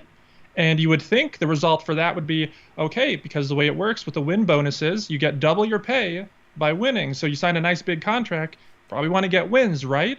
She has been taking short notice matchups, terrible stylistic matchups, like every type of career sabotage you could possibly imagine. Like, I don't know if her management and her team are the ones doing it, where they're like, hey, we got a big contract, let's just try to bleed this pig while we can. Like, I don't know if that's what's going on, where it's other people making her career decisions, but whoever is managing someone else, they are doing off balls if she wants to get back into contendership. But I mean, she might be suffering, several losses in a row here. She's not looked good in the fights. She's looked completely unprepared, completely listless. Like, these are times where 30 seconds into the fight, she's dead in the water. She's literally just winging punches at the air, and her opponent's like 3 feet out of space, like out of range. You're like, what is going on here? This is insane to witness. Not the same fighter from a year ago. So the reason you're seeing her such a big underdog here is because of that. Everyone knows she's a fade at this point. The thing is it one of those cases where, sometimes you do see this and it's like the narrative becomes so strong one way that it almost kind of rebounds the other. It's just the way betting seems to work once everybody starts getting the same idea. And so definitely seems like everybody and their mother is on the same page here. Oh, fade Andrade. Making me kind of worried about that. Obviously there's not like mystical things that work in the betting markets, but just a weird trend throughout MMA history. When you see everybody kind of on the same opinion, it does tend to go the other way. And that's not like an anecdotal thing where you just remember the ones. No, it's like, it's actually a thing. That's why people say fade the public in that. So I don't really know what to expect from Andrade because she can go out there and be good. She still has the skills. I don't see why she would be regressed where she can't go out there and do what she did before. She has power. She has normally actually strong takedown defense. She has better striking here. Dern has basically zero wrestling ability. Dern is always in these super nip-tuck affairs where she's just struggling tooth and nail. She'll usually get a dominant position with a chance to submit her opponent at some point. Like she'll get back mount and be threatening with that. If she gets that on Andrade, I don't think Andrade is surviving. She's just shown no survivability in her fight. She's not just losing, she's getting finished. So I mean, if Andrade goes out there and turns back the clock, like I'll put it this way, and I know it's such a cop-out pick. If we get the actual real version of Andrade, I think she's objectively the better fighter and actually would probably kind of roll here. The thing is, I mean, how can you say based on her recent performances, how could you even, with, the weird thing that it goes the opposite way, how can you say, this is going to be the performance, she turns it around? No, like, this is... I guess by default I have to go with Dern as a fade on Andrade, but Dern, again, no wrestling, no striking. She's improving her overall MMA game. Obviously, she's a Brazilian Jiu-Jitsu world champion, but she's not improved as much as you would have liked to have seen. She's not particularly athletic or fluid on the feet. She doesn't fight at a super high pace. She's not threatening or damaging with her strikes. Doesn't have particularly good defense, so her fights are her kind of like flailing and flopping around at the striking, eventually trying to clinch, maybe get like standing back mount, go for like chokes and stuff, try to get him to the ground that way. It's just not a very like consistent game. She's just kind of going out there and trying to make things work. So honestly, I kind of find both of these to be kind of fades. I guess I will go with Dern just because Andrade is a bigger fade at this point in time, but like I honestly wouldn't put it past Dern to go out there and kind of lay an egg in this one. You nailed my initial feelings for sure, and they still are my actual feelings walking away despite me ending up on the other side. I didn't disagree. I wasn't shocked at not just Dern being a favored, but even near 2-1. Not that I would, even if I did pick Dern, would suggest playing it. I know you're not, obviously, for the reasons you said, which I agree at. You can't trust her, let's be honest, she didn't win that Tisha Torres fight. I was going to bring that up, folks. When you were just going there, I was just in myself, Tisha Torres, that Tisha Torres fight. That was another one. That was, even though it wasn't big money, it was only like plus 150 the decision, and then I had the decision, straight up in the round robin. It was more the round robin what it was connected to. That would have been a big night, that one. But no, that aside, I've went ahead and I picked Dern since then. I'm a big Andrade fan, but I saw the difference. She didn't even. I knew that was a short notice fight, and I still picked her to beat Blanchfield. She looked completely different. To your point, Luca looks like a completely different fighter. Stayed away from the Yan fight, and then faded her for the Suarez fight and nailed that to the exact method. Round 2, submission, and all that. And you're right. It's been management. And to be honest, it's been something that Andrade has been public about. And again, take interviews for a grain of salt. Take excuses for a grain of salt. Outside of the octagon stuff for a grain of salt. What matters is what happens in there. That is about. There's no safe way to go about this, folks, but that is about the most safest and scientific way is to go with the evidence, right? Not saying anything crazy there. That being said, real life does happen. These are human beings. And even though some fighters like Dern, we actually saw a better Dern when she was going through a divorce. Dern was more aggressive with some ground and pound, even though her wrestling was still kind of garbage. She had improved ground and pound and positional ground and pound as far as her ground game goes in that Angela Hill fight, right? But that's not everybody, right? And Andrade, when you're questioning her management, this actually has been going on. If you look at it, it's been going on before her losing streak. It's that she was just winning. Even when she was winning, if you look at it before and you look at it, it doesn't really make sense. Like, why are you getting this knockout and then jumping down a division and jumping up? Even when she was winning, it didn't make sense. It was more financial stuff. And this isn't me pontificating or assuming. This is coming from the horse's mouth herself. She was in a bad relationship. I don't know what the details were, plus UFC finances, yada, yada, yada. I think she was doing like an OnlyFans, which I know people were making fun of at the time, but she didn't even want to do it. She felt pressured, which just sounds like a really ugly situation, folks. Like that alone, like red flag city, right? You know what I'm saying? Like we don't know what the situation she's in, but that sounds pretty serious. This is the UFC in 2023. You have your flyweight champion doing Uber Eats and your female flyweight champion or contenders doing OnlyFans. Yeah, absolutely. Bottom line is I'm talking about it's financial, right? It's financial at the end of the day. This motivates even champions. It can motivate champions to take a fight. It can also motivate them to not just take a fight, but maybe take a fight not at their best, even if it's Tyson frickin' Fury, right? Like we just kind of talked about. Like this is a human being thing, folks, right? So who's to say that part of the reason why she didn't look good was because of that, right? And I try not to lean too much into the woo-woo, and I'll give you actual reasons why I'm picking Andrade here in a second. But also, just while we're talking about the woo-woo, again, I'm a stylistic evidence guy, right? That's not my style. But to your point, this feels like one of those balancing acts. Like, I feel like we just had one of these fights, Luca, where you have someone that's on a win streak and desperately needs a give-me fight, and you're like, why is the UFC matching them up with someone on the way up on a winning streak? This makes no sense, right? And I referenced the fight that I referenced earlier, Dustin Jacoby versus Kennedy Nzechukwu, right? Where it was like, dude, I know people thought Justin Jacoby, he arguably won his fight with Roundtree. The other fights were competitive, but at the end of the day, Jacoby was on a 3-fight skid going into the Kennedy Nzechukwu fight, and Kennedy Nzechukwu was looking like, some giant, version of like Khabib learning how to wrestle now all of a sudden. Like, oh crap, a light heavyweight that's big and athletic that can wrestle? Like, why are you giving this guy to Jacoby? This seems really cruel, right? Now, how about Tony Ferguson versus Paddy Pimblett? Yeah. There's another one, but there's First a fight fight in UFC history, 6-fight winning streak for 6-fight losing streak. Like, what are we doing here? Right, it's the most shameless thing ever. But a lot of times these fights, they make no sense, and it's classic trap fight, right? It's like classic trap fight feels, and then sure enough, that person gets back on track against all odds. Now, that was a classic thing where I picked Nzechukwu, but again, I'm like, this has trap fight feels. And we've seen Nzechukwu rocked in round 1 before and put out before or hurt before. And Jacoby, even though he gets a lot of decisions, if he does finish people, it's in round 1. And they posted a plus 1,800 Jacoby round. On Jacoby round 1, he goes out and he knocked Nzechukwu out and he's back on track. Busts up everybody's parlays, right?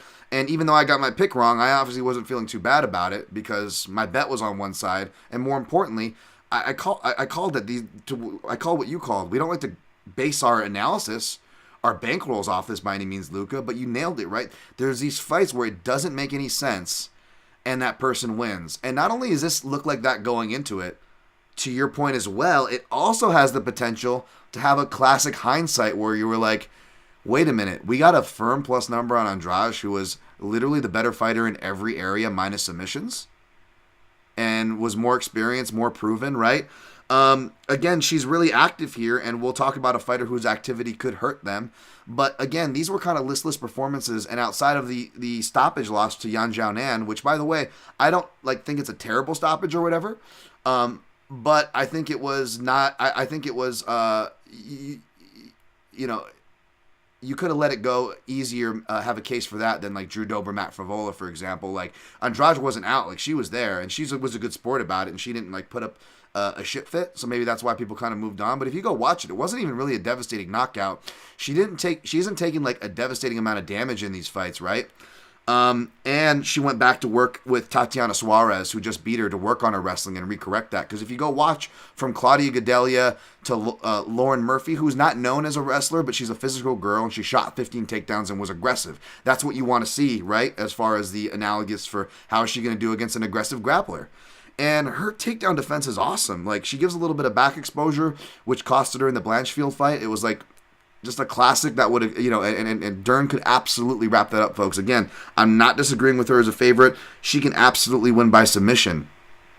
But when you look at the striking, her chin's up there, the counter hooks, the volume, the power, the wrestling, and not only that, it's the back exposure. Like, even though Dern doesn't even have to submit her, like, you're like, oh, maybe she could rock Andrade, right? Because we're like, in our head, like, she got pieced up a little bit by Blanchfield, which, by the way, she was actually landing the more impactful shots and won that first round on a lot of cards. by the way, right? Again, the only real damage is that Jan fight. But even if you want to say that, okay, I definitely will credit Dern's power. I have before. I'm not going to change my tune now. But even when you look at it, when Dern rocks people and when her bad wrestling gets the takedown, we've actually seen both those things happen, right? Both the anomalies. She rocks somebody and gets the takedown. Most of those times, Dern doesn't get the finish. You know why? Because she rushes her work and she rolls so heavy for her head and arm throws that when they actually do work, she rolls over and ends up on bottom every time in victory or defeat. I mean, you had even, I know it was a while ago, but you even had small strawweights like Hannah Seifers overpowering her in clench and tie-ups and tossing her around when she couldn't get these. What is another one of the few athletes who compared parity, not her size. There's 3 inches here on height, 2 inches on length. I'm talking about physical power and athleticism. Andrade absolutely is a parity. And if you look at it, whether it's the slight back exposure that Rose Namajunas gives when she reaches for the Kimura and she gets slammed on her head, or you look at any of the other takedowns that Andrade gets, she doesn't really get great takedowns from double legs or anything. Sometimes she'll muscle a single leg, which she could do here, though I don't think she would because that would give her neck. But if she gets back exposure to where there's no submission threat except maybe a Sakuraba-style Kimura, which again, she shows that she knows how to defend, I think that's bad, man. Like, I think that not only Andrade can win by decision, but I think she can win by knockout. And not even just by a punch in the exchanges because Dern's defense is so terrible, kind of like your point with Prochazka, Luca, but also off these breaks because she gives her back. Andrade punches in and out of the breaks for one. And even though she doesn't want to grapple with Dern, like, Dern is just asking to be slammed on her head. She doesn't know how to wrestle. I don't lay this out as a path to victory. She'll pull guard standing, too. Dern will literally pull guard standing. I could see a slam knockout here. And not even just like the slam knockout unconscious. Like, all she has to do is slam her, and Dern's wrestling is so bad, she's so flaily, I could see Dern putting an arm out to post, and we get like an arm break, stoppage. Yeah. Dude, Dern will try to take the back standing. She'll try to get standing guillotines. She'll try to transition from there's sometimes you'll see fighters where they can transition from a guillotine position to the back or vice versa. Like she tries to do that type of stuff from the standing position, which okay, if you're grappling in the room in the gym, that's one thing. But when you're in an MMA fight where you can get slammed on your head, there's a reason why you don't see that type of stuff too often in MMA. It's not because the fighters aren't skilled to do it. It's because it's extremely risky. And if she's going out there and if she actually commits and actually tries to get the guillotine, she is getting slammed into oblivion on the back of her head. Absolutely. And let's be honest, I know Andrade doesn't want to grapple. That seems to be her one thing. But, traditionally, yada, yada, I know, but if you look at it, like Tatiana Suarez, that's top shelf. Erin Blanchfield, that's top shelf. You look at the way they transition, they were the perfect transitions that would have gotten a lot of people for what it's worth. And again, I'm not trying to say that, Dern can't submit her or Andrade is a better ground fighter. I'm not saying that at all. But let's not pretend that non-Brazilian Jiu-Jitsu black belts who compete haven't survived against Dern, because they have. And I say that because Andrade is a Brazilian Jiu-Jitsu black belt who has regularly competed throughout her UFC tenure, who still competes in grappling competitions, which is rare. So for what it's worth, again, it's not like she can't survive. Would I like her chances? No, especially if she gets to her back, to your point, Luca, right? But again, it's not like if Dern touches her, she's done, because that's not the case. Dern, for as much as she's labeled a game over grappler, she hasn't been a game over grappler. She's even had trouble even getting 10-8 rounds in rounds where she should be getting unanimous 10-8s. Forget the fact that she should be finishing, both for her pedigree and for the literal physical fact of you were earning a 10-8. Okay, you did enough to earn a 10-8. Why didn't you get a finish there? Clearly, you were on the ground within your realm, right? So again, it's not as clear cut as the odds and the narrative, so to speak. Again, Dern can come out and win this fight, but for the odds, for the experience, for all the reasoning I gave, and the one last reason I will give is that the one thing that she has been improving the most on, and it's not even been the leaps and bounds, because again, her defense is still crappy, has been her striking, and that's because the one legit coach she has in her corner is Jason Perillo. You know who's not been in the Instagrams leading up to this fight? Who's not there in Brazil? Who is not in her corner this time? And instead it's family members and boyfriends, dads and boyfriends. Oh, we know how great the combination that is, right? We've seen guys literally beat John Jones and then just lean into their brothers' corners and then, ruin their careers, so to speak. I'm not the greatest. But you know what I'm saying? Like, we've seen St. Northcutt. We've seen this too many times, right, Luca? I mean, that alone, I think, and I'm not trying to worry anybody who's got money on Mackenzie Dern out there or anything like that. I'm not that kind of a guy. But I'm saying, if I did have a Mackenzie Dern ticket, that would worry me, not seeing Jason Barillo out there. And he is not out there, folks. I guess having your girlfriend as your trainer doesn't work in MMA, but it is the best base for bare knuckle boxing because Mike Perry apparently works for him. Oh, yeah, his significant other. That's true. Yeah, maybe it will be. I think it's like his Contender Series guy or whatever they're dating or whatever. It's like this like big Brazilian dude. I forget his name, but he's out there, and then her dad is. And her dad, by the way, according to Mackenzie Dern, is not the kind of dad that pushed her. He actually was the dad that like didn't want her to fight and hates seeing her daughter get smashed. So you know, you can criticize, shout out to my guy Sean Madden and whatnot. I know that corner got some criticism for not stopping the Andrade versus Murphy fight.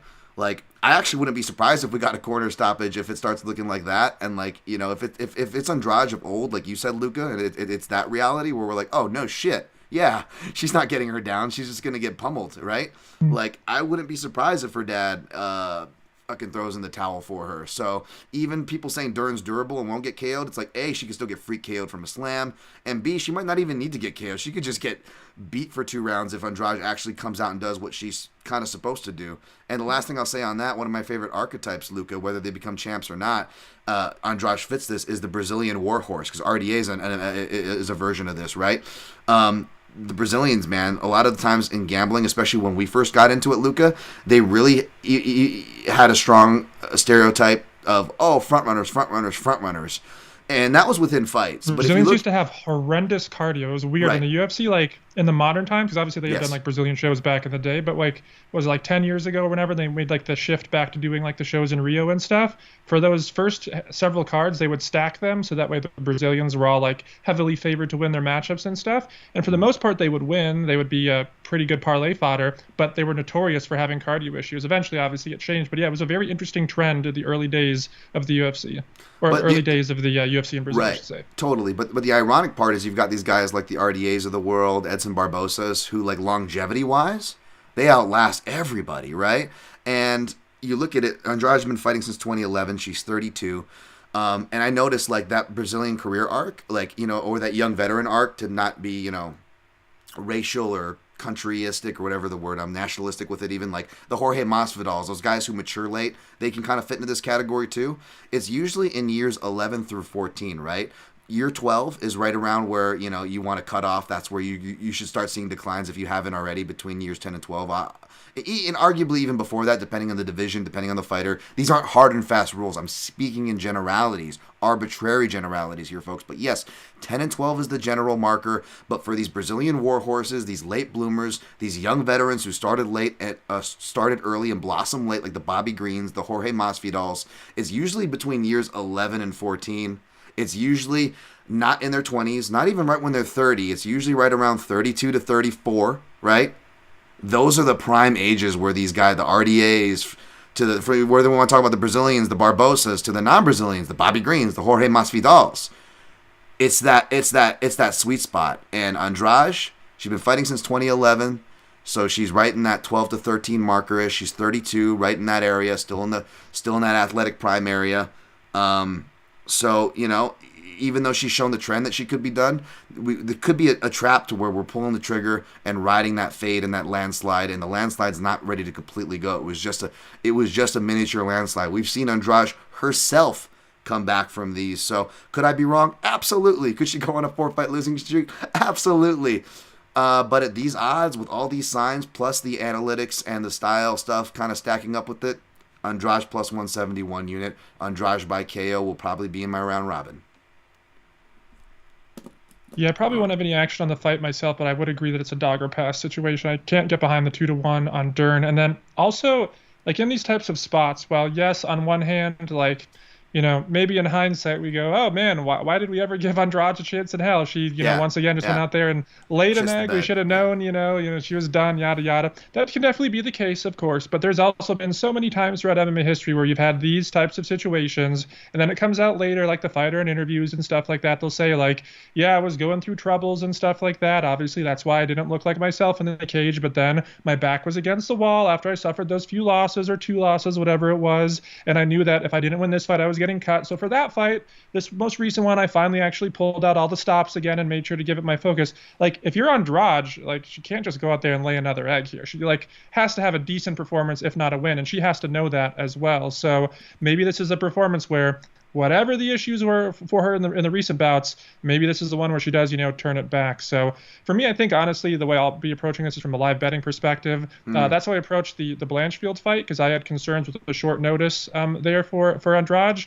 And basically my angle there was, if Andrade looked good in the first minute or two, I was going to lie better. If not, I was just going to pass. And in the first 2 minutes, she was basically winging 3 feet short on her strikes. So I was like, yep, that's a pretty easy pass, even though she went on to slightly edge the first round there. So for this one, it'll be kind of a similar thing where I'm going to pass going into the fight, I think, and then basically try to see how Andrade looks in the early going. Did she actually come prepared? Does she have any semblance of a game plan this time around? Is her timing there? Is her reflexes? Like, what kind of shape is she even in? So potentially maybe get some indicators there and then pull the trigger on that, because again, while it's certainly possible Dern could get a finish if she gets those dominant positions, she's generally been someone who's been in very nip-tuck affairs. And talking about her lack of strikes, her lack of volume, a big demonstrative striker like Andrade, who lands those big thudding types of shots, those are very easy to win rounds with. So if we have, say, Dern, just not being very effective, and then the last 30 seconds, Andrade has her back against the fence,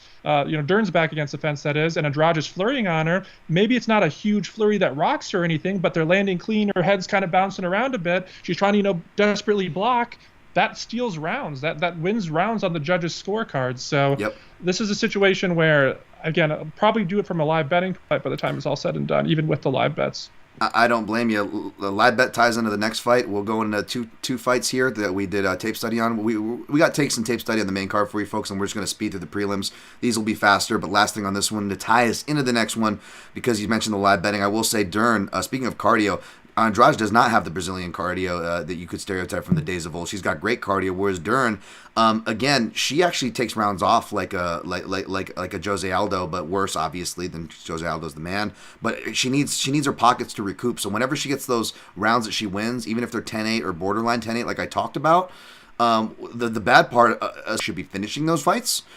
But the worst part is not only does she not finish the round, but she will always go on and give away the next round. You look at it, she always, in those 5-round fights, 3-round fights, we've seen her tired in round 3, even in 3-round fights. It's because if she wins a round and doesn't finish, you can almost guarantee her opponent's going to win the next round. So, folks, if it's a close first round that could have went either way, and then Dern backpacks Andrade, but she can't finish her for whatever reason, look to bet Andrade, right? Or even if it's the first round and Dern gets a strong start and she gets some dominant positions and wasn't able to submit Andrade, but that plus number that Andrade was already at is going to be even higher, bet it. Because again, if Mackenzie can win a round, she can win a round pretty dominantly, but unless she gets a 10-8, it's going to turn into a 1-round fight if it's a 3-round fight and you're doing the math at home. If her securing a round but not finishing almost guarantees her opponent gets the next round, that means she's essentially fighting a 1-round fight, right? And if she didn't get the finish from those dominant positions, is she really going to get the finish in that other round? Especially if that other round is happening after or later in the fight when she's more tired and the fighters are more sweaty. So to Luca's point about live betting, there's actually some real legs to that. This next fight I actually thought was going to be a live betting spot, but we were late because I got so wrapped up into it, Luca. We talk about, early looks and how you warn, no matter how many caveats to warn people, wait for my picks to come out, no matter how many people be like, you're talking out of your both sides of your mouth, it's bullshit. No, I say the same thing, and I will back you up here, Luca. You got to do the tape first, folks. You got to at least do some type of process, because you would be surprised how many times what your brain thinks, and when you actually go back and refresh yourself on things you've already seen, fights you've already seen, you'd be surprised on what you thought you saw, etc. And Benoit-Saint Denis minus 225 versus Matt Frevola plus 185 was one of those. I figured it was going to be a dog fight. I could see why Benoit-Saint Denis favored. He was probably going to be my pick, and I was going to move on here. But when I went back to watch the footage, holy crap, does this guy just get hit with counter right hands all day. And even though Matt Frevola, who I didn't finish the Southpaw report on, even with his recent win over Drew Dober, still not a lot of impressive stuff to write home about, because Frevola, who typically pressures, will play against the back foot and kind of play along the fence, which is not greatest to do in MMA, especially a guy like Benoit Saint Denis, who the reason why I picked him and made some money off him in rounds 2 by spraying round 2 and 3 against Thiago Moises is because Moises also plays in that inner black line to the cage, right? That Robbie Lawler kill zone. And Benoit-Saint Denis also has that same kill zone. So I'm like, oh yeah, I'm leaning toward Benoit-Saint Denis here. But here's the thing. Even short notice guys who aren't strikers, guys who aren't good. Sizable guy, Gabriel Miranda or whatever. But that guy's not a striker. He was able to rock Saint Denis and mark him up multiple times. In fact, you go back to Benoit-Saint Denis' last 3 fights, he's been hit clean with multiple counter right hands that were really bad. And that is the one shot you don't want to get hit with by Matt Frevola. And even though I feel like Benoit-Saint Denis is the more powerful offensively, as well as the more durable defensively, right? Again, why he's favored. Why I don't disagree with him being favored. That being said, if he doesn't finish people, he's in a dogfight. And we know Matt Frevola, if he doesn't get finished, hence the live betting, if he makes it out of that first round, we've seen Matt Frevola have the durability to not just be in dogfights, but turn and win those fights. Fight his way back to draws and Venata. Later, his fight with Jalen Turner is one of those fights where, like, do I have to lock my room and watch this 10 times? Because every time I watch it, I've seen it 100 times. And I feel like I always start the fight going, how does Matt Frevola win this unanimously? And then he ends up still winning it. He's one of those dudes who is a dog. And I was saying that, okay, I'm going to avoid this fight, dog or pass, picking Saint Denis. Okay, maybe if we can get to 2-1, maybe you just sprinkle just out of principle on Frevola. I'm still waiting for a 2-1. I haven't played anything yet, Luca, but I'm actually switching my pick. I'm actually picking Matt Frevola in New York here. Again, activity can be maybe not as detrimental when you're Jessica Andrade, given the context that I gave with her. Whereas Benoit-Saint Denis, even though he's the more durable guy, he's been on a crazier schedule, whereas Matt Frevola, he's only had 1 fight this year. He's had plenty of time for that chin to rest. The one thing you worry about betting Matt Frevola, as I did back in the day against Pollo Reyes, and boy, what did I, right? You know what I'm saying? So I get it. Like, these things do happen in MMA, and it could certainly happen here if it happened there, right? That being said, the grappling presence, like, Frevola can scramble, he can counter that very well. We've seen him do that even on short notice with Arman Sarukian before with 3 rounds. I think he can do that here, and it's just going to be a dogfight, man. And I'm essentially taking the dog. What do you got on this one, Luca? Yeah, kind of a weird one. Frevola, I don't really know what to think of him. He's kind of a brawler. He has some wrestling that he refuses to use for whatever reason. I think that'd be smart of him to do since his durability is not good, his chin is not good. So, I mean, discounting his wrestling since he doesn't choose to use it, he's basically just kind of like a brawler. He has some power, he's aggressive, and I mean, that's pretty much it in terms of his game. So I do think, in this matchup, I think Benoit is obviously the better fighter, the more skilled fighter, but I do have some concerns. Obviously, the defense, he does get tagged a bit.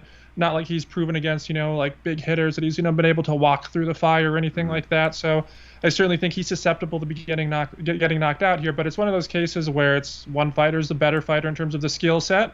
The other fighter's better in terms of maybe not necessarily overall finishing potential, because again, Frevola is kind of a glass cannon. He does have the defensive issues himself, but he's certainly more so a finishing type of fighter. He's not going to go out there and probably, win the minute-to-minute, round-to-round. He probably has to actually get the finish or maybe, knock him down, something like that, to actually go out there and win the rounds. Now, of course, there's the wrestling, but not expecting him to use it. So if we're looking at that, I mean, I guess it depends what kind of fight that Benoit chooses to go after here. If he chooses to get in his face and basically brawl with Frevola, well, I mean, I guess it's playing with fire at that point. He's not necessarily going to automatically lose the fight, but it definitely ups his chances a fairly significant amount. If he actually tries to kind of use his technique, maybe use a bit of his well-rounded game, try to work some different aspects versus just standing in the pocket and literally just trading haymakers, because that's what Frevola does. Like I talked about in one of my Fight Film episodes about Alexa earlier this week, that huge fighter and he has this huge power and that's why he gets these knockouts. But as we talked about earlier,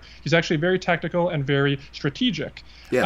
And in the case of Benoit here, he can certainly be the more strategic fighter here, but in the case of Frevola, he's not very strategic, so it depends on if Benoit is going to actually choose to be the one to be strategic, right? It's like there's 2 types of fighters who get knockouts. There's ones who are strategic and set up things like Alex, and there's ones who are like Ngannou who just kind of go out there and flail around and land big punches. That's what Frevola is. He just flails around and he lands big punches. So if you are tactical and technical in the striking with him, you can get advantages on him. But if you're just going to choose to just flail in the pocket with him, he's very good at that. You are playing his game. It's, again, not to compare Frevola to Ngannou, because he's obviously a much different fighter, but it's the equivalent of like, oh, I'm going to fight Francis Ngannou. Oh, yeah, what's your game plan? I'm going to go and stand 2 feet in front of him and just wing hooks. You'd be like, you're a dumbass. You're going to lose. You're going to get knocked out. So, Benoit, he does kind of like to do that stuff sometimes. Is he going to do it here? That's what scares me. So I still have to favor him because he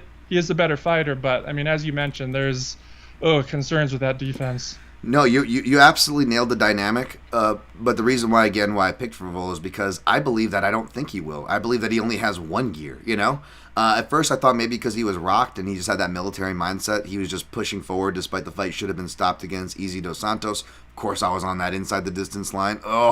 And then that's why I was getting PTSD flashbacks from that when I saw the ref not even being urgent to step in and stop the fight on the Facordino. I'm like, not again. Sorry. So it was probably added PTSD. But back to this fight.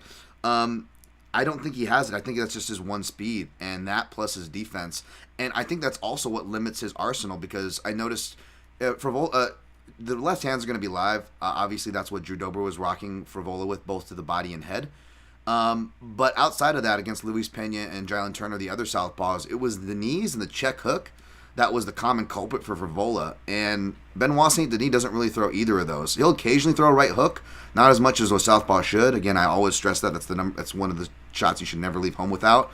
But he gets so aggressive, back to that mindset and detriment to his defense, that even his offense gets pigeonholed to just a power left kick and a left cross.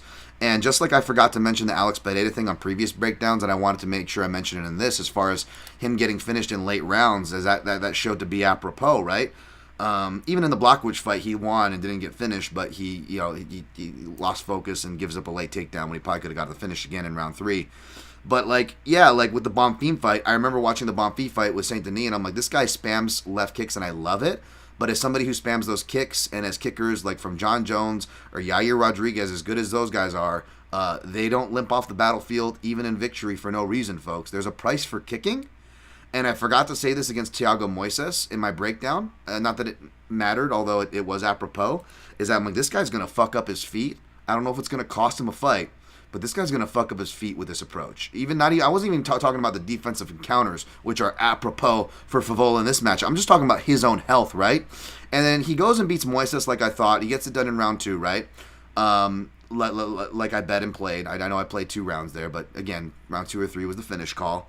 But if you look at his feet in that fight, he's got like almost like a busted toe. It was gross. Like I almost wanted it didn't get as much attention because they had to move on, but it looked almost worse and like a similar injury to the Chael Sonnen John Jones one, to where if John Jones realized or Chael Sonnen hung on a little longer, like Chael Sonnen could have finally had a UFC title on his knee. You never know, right? Like kind of a thing. Like it was a bad injury, right? And so apropos, I forgot to mention it, but it was right there. And it looked really bad. Now, I haven't seen his foot bandage when I went through to look, and I did look at all his training since that fight on his Instagram. It doesn't look like he's like got the Volkanovski where he's got the, another sign 1 billion, why we should have known that result was going to happen. We don't see any like bandages on his foot or anything, but that fight that I'm talking about, folks, that was September 9th. That was barely 2 months ago. And the Bonfim fight before that gave me that tip-off, that was only 3 months before that. 2 months before that, July 1st.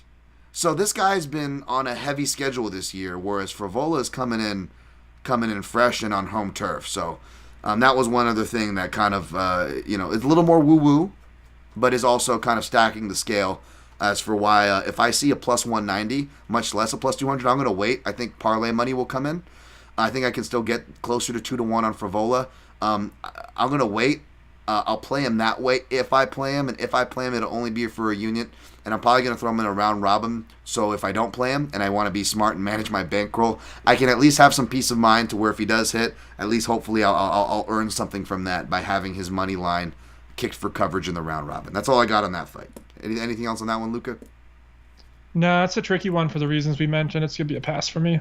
Yeah, I don't blame you for passing. That was originally my thought. All right, last one we're really going to break down here, folks, and I'll just do a speed run through the prelims so me and my guest can get out of here. But, of course, kicking off the fight, we got Pat Sabatini. I'm trying to pull up odds here. He opened as a favorite, but money came in on Lopez to where it's practically a pick 'em, and, of course, my stuff isn't loading. So, Luca, tell me what you got for this fight. Interesting one here. Obviously, Lopez, he does have the grappling ability, not so much the wrestling ability. He does have a size, reach, kind of height advantage here. So be interesting to see. Basically, it's kind of an old school matchup of, like we were talking about earlier, actually, the wrestlers who kind of took over in the earlier 2000 range, where they would just basically get on top and do nothing and just fight off submission attempts and pray the judges gave them the decision. It's kind of what Pat Sabatini probably has to do here in this fight. He probably has to get takedowns and just hold on for dear life, not get submitted, and hope that the judges also still give him the scores. So that's kind of the dynamic at play here. Like, it's not like Sabatini has particularly good striking, not like he has particularly threatening submissions of his own. Lopez, obviously, if he could get in top position, that'd be best for him, but probably not going to happen. So it's kind of like that old school grappling matchup of a wrestler versus a grappler, but how is the actual offense going to play out? That is the question here, because obviously, as we mentioned earlier, the way the scoring works now, if you just sit on top and do nothing, you're not winning the round. So Sabatini will have to do some offense of his own, but also he has to fight off the submission attempts in an effective way, because if he's just fighting them off for like 3 minutes of the round and he's in these deep choke attempts or something like that, he's still probably going to lose the round in that sense, even if he gets a little bit of ground and pound or something going. So it's an interesting dynamic for that reason, and that's also one of the reasons why it's a hard fight to pick, because as we talk about, these judges, you don't really know what they're going to score, because certain judges have certain biases, and it depends which judges are the ones scoring the contest for which rounds are going to go to which fighter. There are certain judges who are more favored towards the lay and pray wrestlers. There are certain judges who are more favored towards the damage. So it'd be nice if we got the judges' names in advance. We could handicap the matchups with the judges and refs in mind. For example, I like this fight to end in a stoppage. Who's the ref? It's a ref who basically always lets fights go on and doesn't like to stop them. That could actually play a factor into your betting analysis. Same thing if it's the reverse. It's a ref who stops them early. And these are real factors in the matchup. So it's unfortunate that we have to just kind of go in blind with those, but this is another one of those matchups where, this is also the type of fight where it would depend, who the hometown guy is, who the ref is in terms of stand-ups, who the judges are, who the crowd, which side they are on. This is just a high variable type of matchup. So not an easy one. Sorry, go ahead. Oh, no, please go. I didn't mean to cut you off. Go ahead. I was just gonna say, not an easy one to break down. It's one that I hate to kind of cover all bases on, but it's one of those matchups where the dynamic seems pretty clear that it should be takedowns from Sabatini, and then it's just about, can he fend off enough submissions and do enough to actually win rounds? I don't think he's going to finish here himself. I think his path is a decision. Yeah, no, absolutely. I feel like, by the way, if we had that information, I feel like it'd be more useful arguably for the refs than the judges, especially for matchups like this particularly. But like refs, it's like, okay, you got like, and then Mark Smith's a real nice guy, did the course and whatnot. Dan Margliotta seems like a nice guy, but both those guys have like a kind of a energy, a really unpredictable energy. They both can be influenced by like doctors or outside officials when you have those weird like Weidman Mousasi type moments. Seems like they're always on a hair trigger where they're just like, okay, I'll do this. Yeah, Big Dan's like, no laughing, no shit talking. The Dawkins, Kevin Holland, Big Dan was also on those, and of course I lost bets on all those fights because of the way they were adjudicated, of course. So it's a little nervous, whereas there's some guys that are just like, and again, these are fine referees, Keith Peterson, Kerry Hatley, Texas Commission, but those are more Kumite style refs. Those are guys who aren't gonna stop fights, which is why I got so upset when I lost that fucking Jimmy Flick fading him into round 2. When Kerry Hatley does the one random early stoppage, like what? He has there's some old school gifs of this dude letting fighters just get murdered in the cage. Yes, yeah, that Texas style, baby. That's why I compared the Texas to Brazil stereotype. That's where their commonalities kind of come into play and how they, it's Kumite rules out there. Was he the ref in, there's this one famous, it's probably the worst ref performance in MMA history. It's probably 15 years old. Olaf Alfonso. I don't know if you're familiar with that name. Oh, yeah. You know what I'm talking about? Where I don't know if it was him, though. Yeah, I don't know which ref it was. Wasn't it Shorley? Wasn't it John Shorley?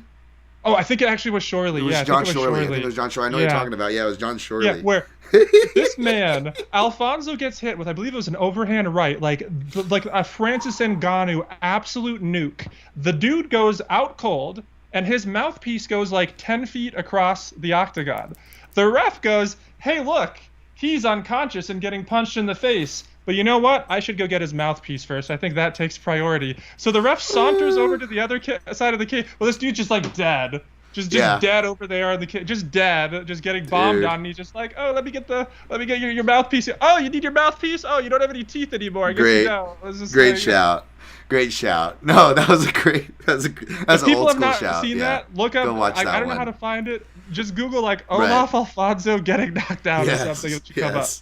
Yes, but back to this fight, and I dare say, in defense of the judges, but to also highlight your point, this is going to be one where you don't know where they're going to be leaning. To your point, I completely agree with you there, because this is one where I would, I'm hoping we get a fun grappling match, but if we get the match I think we could get and hope we get, it's also going to be hard to adjudicate if it goes to the decision. Now, I ended up jumping on the Diego Lopes side at plus 110. Because even though I'm a big Pat Sabatini fan and I don't want to be reductive about his game, I think he can do other things. I even think he's a better striker than he's given credit for.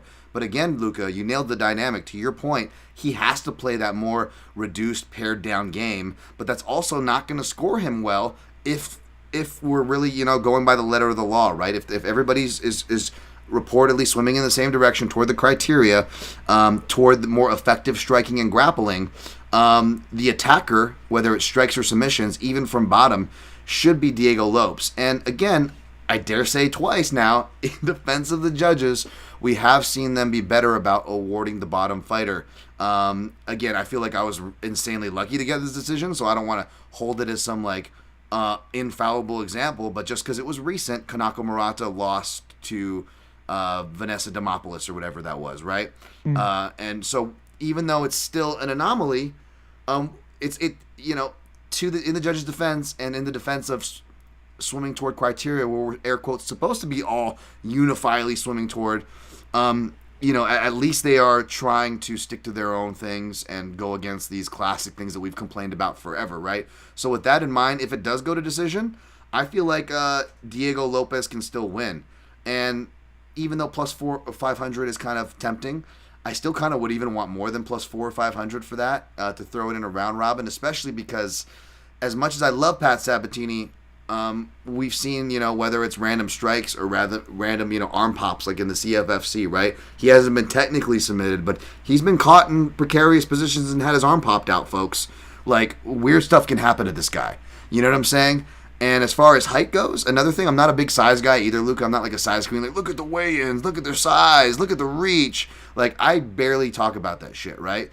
That being said, I've always noticed that Pat Sabatini lists himself at 5'9", and he looks like a short 5'8". You know what I'm saying? He looks like he's 5'8", and he's doing the Tinder 5'9", but even his 5'8" is probably closer to 5'7" than it is 5'9". In every matchup, he just seems like small, like short reach, short height. Whereas I forgot that Diego Lopes was listed at 5'11" when I saw him in person. But even then, on hindsight, and now refreshing myself, collecting myself, knowing that he's 5'11", I just saw Diego Lopes in person at UFC Noche, Luca. This guy looked 6 foot. He looked massive. Massive. Well-built, not like fat, tall, well-built, just filled the F out. When you watch tape on them and then you look at the stats, it doesn't seem like there's only supposed to be like around a three, well, maybe even 2-inch difference here. It seems like it should be more like 4 to 5 now. I guess we'll see it at weigh-ins and the like the stare down and everything, but it is like noticeable on tape that just looks like Diego was just like a much like rangier, like honestly a weight class up. And that's kind of like a cliche thing to say, like, oh, he looks a weight class bigger, but he like legitimately looks like these are 2 different weight classes.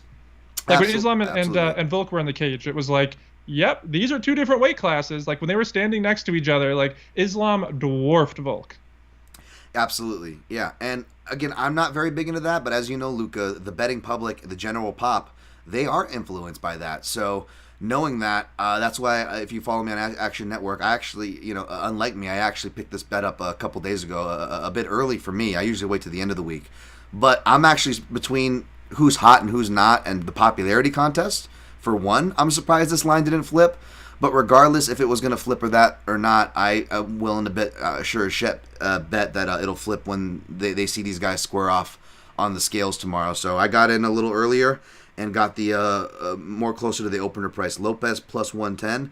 I went 1.5 units on that. I just went big on the dogs, man. If I'm getting good value and I'm convicted enough to pick and play the dogs, I bumped it up to a 1.5 instead of a 1 unit. So that's where I'm at on this one. I don't know if I have anything on my round robin. I think I just kick for coverage because I got the plus money. Yeah, this is a very tricky one from a betting and even a picking perspective. I mean, Yes. I guess I don't think I gave my prediction. Ultimately, I'm going with Lopez for the official prediction, but this is one where if it hits the scorecards, honestly, I expect to be like, well, I think this is my score, maybe, and I have no clue what the judges are going to get. Like, I think it's going to be one of those where you see all the people on Twitter being like, I think 29-28, but who knows what the judges, or, oh, I definitely have it this way, but who knows what the judges. I think it's going to be a who knows what the judges type of case. Exactly, and again, in defense of the judges, those are kind of the harder ones to call, these kind of scrambly, high-paced matchups. So I will say, real quick, go ahead. No, please go ahead. Yes. On the live betting note that we were talking about before, sometimes you wouldn't think these matchups can actually be some of the better ones, because what will happen, I don't know what these odds makers are doing sometimes, they will over-adjust to such an extreme degree where you'll be sitting there watching the fight being like, it's a pretty clear 1-1 or probably a 1-1, or maybe, it's like one of those fights like we're talking about this where like who knows how the fight's being scored, it's very even in round 3 and like one guy will be plus 600. Yeah. It's just like what are you doing here? Like, and that'll probably be Sabatini. And that'll probably be Sabatini because probably, well, he hasn't been subbed yet and he spent more time on top. But again, back to the criteria and judging, that's why it's kind of important to know these things and know these trends and pay attention to what the trends are.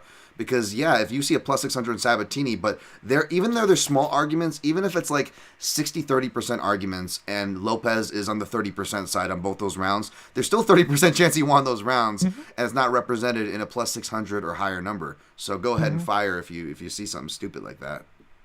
And they do that all the time. It's usually in round 3 where you'll see those really crazy lines, because when it's early in the fight, there's still obviously a lot of time to rally and stuff. But there'll be these like situations where it's like, again, it's like, it's 1-1 and it's like 60 seconds into round 3 and like one person has like the advantage in the clinch and they're like, oh, minus 800. And you're like, this isn't even a dominant position. Like what are you doing?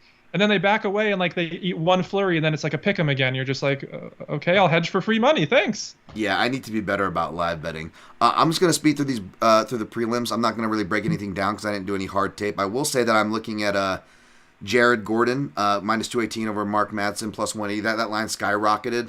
I was looking to throw him in a parlay, but for sure he will be my round 3 flyer for the prop squad. So look at that.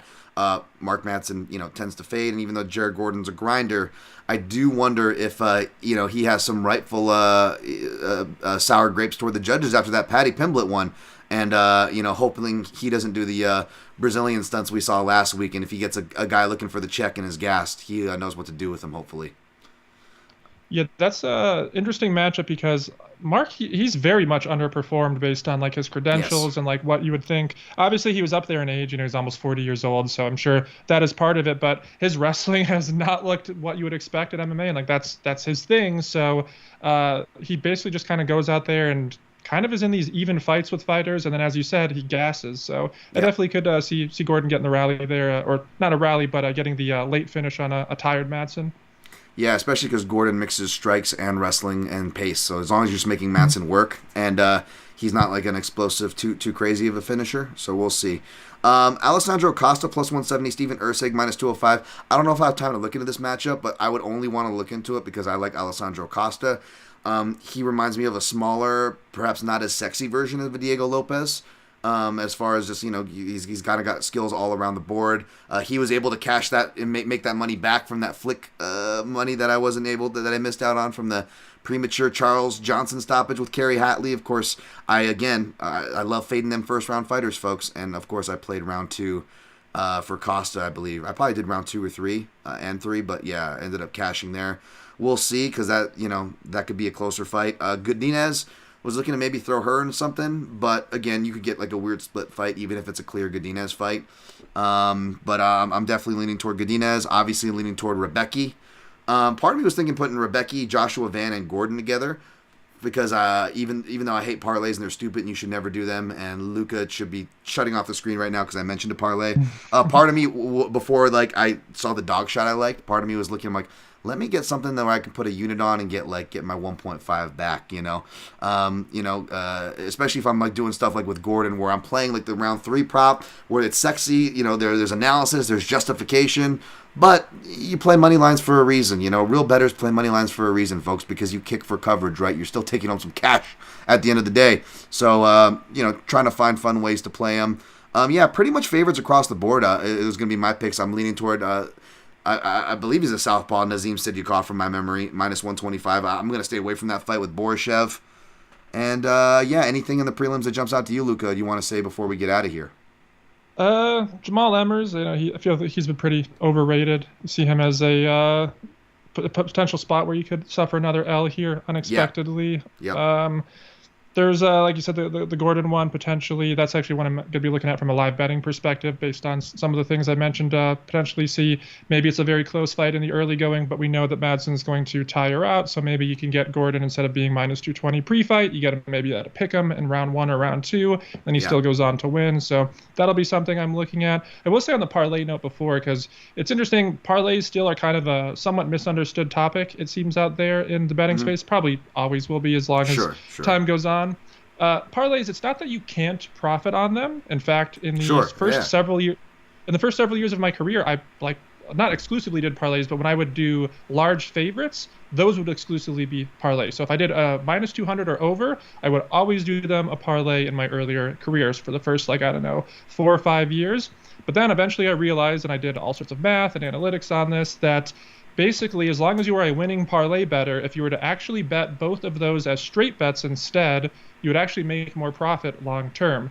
The way parlays work is it's basically just a rolling if bet. All it does is it takes one bet from the parlay, that risk amount plus the profit, and then it just rolls that on to the next bet.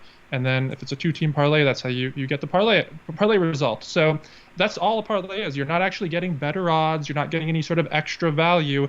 All it does is actually take control out of your own hands and add some extra variance to the mix. So long term, you'll actually be up slightly more if you straight bet versus parlay, but parlays are still profitable. So I see some people be like, oh, parlays are the best thing ever, when that's not true. But then I also see some people say, oh, parlays are the worst thing ever. No, you can't win at them, yada, yada. And that's also not true. The truth is very much in the middle.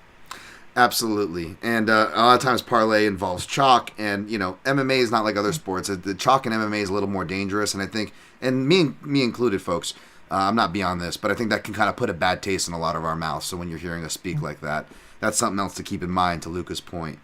No, that's great. And I will say, lastly, Kyung Ho Kang seems to be a popular dog over John Castaneda. But for one, I like John Castaneda. I think he's underrated. He doesn't get enough credit. And even though I think I'm going to pick Kang here, plus 110 or even earlier, like plus 125, still wasn't juicy enough for me to, to lay it down. It's not a big enough dog, especially, even though I know I did plus 110 Lopez, but that was a much more clear dynamic, at least in my opinion, for a close fight. And as well as, with Kung, his decisions can be a little closer, not as much of a striking threat, whereas Lopez, like I laid out, I'm getting him for the same price, but he's more of a three-dimensional threat. I can see him winning decision, knockout, or submission. So kind of justified that for more in my own eyes and math. And again, it also depends on what I'm exposed by. I'm prioritizing fights that I'm paid to break down, first of all, for my job. I'm prioritizing main card fights because I am both paid to break those down, and those are generally, not always, as we see with the Fight Night heavyweight slop in the Apex, but generally it's the fighters with more sample size. And we all have different styles, but I know, Luca, you're a big guy as far as known products are better than some guy we don't know off the Contender Series. I know that sounds like a crazy thing to say, but obviously I'm preaching to the choir there in that regard. Yeah, it's just like we were talking about earlier with, say some of the unproven nature with some of the matchups. Like we don't know, example, what Aspinall or Pavlovich is going to look like, say, in round 4 or round 5 in this matchup if it goes that long. That's the case with all those low-level types of fighters. You're talking about guys who are just nothing but unproven. The fighters that they've actually faced and looked good against are usually extremely low level, where it's like any UFC caliber opposition is going to destroy them. So it's a situation where with, the lesser experienced, more unproven guys, like you have to remember, like how do you win and how do you bet on fights? You have to analyze some sort of data to make your opinion, right? What is the data that we're analyzing? It's fight footage. Like, I don't, obviously interviews are to an extent, obviously stats, I guess some people factor those in, and to an extent they have their place, but that's based on fight footage. Yep. At the end of the day, you need to actually see them fight and how they performed in those fights to get your opinion of them, to get your opinion of their skills, to get your opinion on the matchup. You know, they can be a Brazilian Jiu-Jitsu black belt and go out there and be a poor grappler. We've seen that. It happens. Kevin Holland's a BJJ black belt and gets grappled all the time by people. So in the case of tape study, it can't be understated enough that that's your data. Like, I see people always like, oh man, they said in this interview, or oh, they trained with this camp, or oh, this person hyped them up. It doesn't matter. What matters is the actual fight footage at the end of the day. Absolutely, and stats are drawn from those footage, and human beings make those stats, and that's why they're incorrect. It's not because, there are legit stat people. I'm not trying to shit on them when I shit on stats, but like, for example, Jessica Andrade, I went to look at her takedowns, and guess what? No one really hits her with the head and arm throw, by the way, because I went and looked at every credited takedown. And you're like, oh, Tisha Torres took her down? I don't remember that. You know why? Because she didn't. It shows that Tisha Torres successfully took Jessica Andrade down twice. That didn't happen, right? Everyone's, saying, oh, what if Yuri wrestles? So I said, okay, I'll go and post his one attempt. He only has one attempt and one completed takedown in the UFC. And I posted it and how silly it was, and it was actually a defended takedown. And, Reyes drops Gilly, and people were in the comments going, this isn't a takedown, and getting mad at me like I'm putting out misinformation. I'm like, no, you're missing the point of the thing. Yeah, this is why stats are stupid. This is why stats are stupid. You have to actually watch the tape to see what the heck is being talked about. There is so much phantom shit. Like, I think, like, Makwan Amirkhani, Jason Knight, they literally have, like, the control time flipped around. It's like it's a complete different stat. Like, but if you were to go off these things, these are legitimate stats. So if you weren't going back and watching, that's why I hate it. Like, well, I ran the stats that only cover their UFC fights, not their whole career, and they don't cover nuances or stylistic matchups. And they say this, so this must be true. It's like, okay, even if we can wipe away the context and the nuance that is important, let's just say it's not. You're still operating off false freaking numbers. So shove the stats. No offense to stats people, but shove the stats up the ass. I'm sorry. And stats are never going to have like a definitive place in MMA because of the sample size. You're always talking about like Jim Miller has the most fights in the UFC. It's like what, like around 30? Like, yeah. Or most wins or whatever. What was it? Most wins, most fights, whatever it is. He has like around 30 fights. I think it's like, was it 20 wins, 30 fights, something like that? I don't know. Too many stats to keep up with these days. Sure. My point is like, if you're looking at matchups in terms of the sample size, you're talking about extremely limited numbers, about usually a few fights from a guy, maybe a handful. Compare this to, say, like Major League Baseball. You have hundreds of at-bats, maybe thousands. Right, yeah, exactly, in one season. And so in MMA, you're just never going to get that. Not only that, in MMA, you have such a different type of style matchup in every single one, where it's like in pitching, maybe you're looking at, how do they do versus left hand versus right hand, or maybe versus different types of pitches. In MMA, it's like, oh, hey, look at this guy. He has amazing, incredible striking offense stats, incredible striking defense stats. He has 6 fights in the UFC. They were all decisions. This is a lot of data relative to other fighters, right? Oh, well, he faced all pure Brazilian Jiu-Jitsu fighters. Of course his striking stats were amazing. Yes, yeah. Same as I remember Albert Tumanov back in the day. For some reason, this stands out to me. I remember going into his fight against Gunnar Nelson. Everyone was talking about how, oh man, this dude has like the most insane elite bulletproof takedown defense. And I remember my whole talking point there was, are you aware that no grapplers have tried to take him down, and literally he stuffed takedowns from strikers? Yeah. Like, that doesn't mean anything. Yep. And then what do you know? Flash forward, it turns out since then the dude has no takedown defense or ground game. Shocker. It's almost like when you face grapplers, it's different than facing strikers. So stats still have certain places, but generally speaking, you're never going to be able to look at like a matchup and go, this guy has a better control time, this guy has a better this, that. There's the read. You can't do that. Maybe it's a way to supplement other info along with the tape study, but you have to tape. Privileged to have you here on the program. So grateful for your time. But if people want to get more of your information, more of your analysis, again, I know you said it at the front of the show, but while we're on our way out of here, finally, folks, don't worry. Hit the audience. Where can they find you if they missed the first go-round? So I do some free content on social media. I also do some free content on my Patreon page. For example, this week I uploaded a free breakdown earlier in the week for the main event of this card. I also did a free breakdown of a fight film episode for Alex, so broke that down on the monitor here. Went over actual fight footage drawn on the screen and stuff with a telestrator thing. So basically I do those every single week. Those are one of my more popular things because, as we talk about with the tape study, a lot of people don't want to sit there and slog through 15-minute decisions, decisions or 25-minute decisions, or even when they're finishes, just fight after fight. It's not exactly the most entertaining thing. So I get right to the meat and potatoes, show you some of the pivotal aspects of each matchup. So far, they've always been playing true in the matchups as well once they've actually taken place. So that's been very good. And then, of course, I also have the premium content. More of those are available. A bunch of other picks and all sorts of bets and everything. Way too much stuff, honestly, to mention here, but that can be found at patreon.com/FuriesFightPicks. And also have a bunch of bets up now for this card. Nice. Give him a follow. Check his stuff out. Dude's been in here forever. I hate to use the word OG because I feel like I'm going to be slowly going down that road.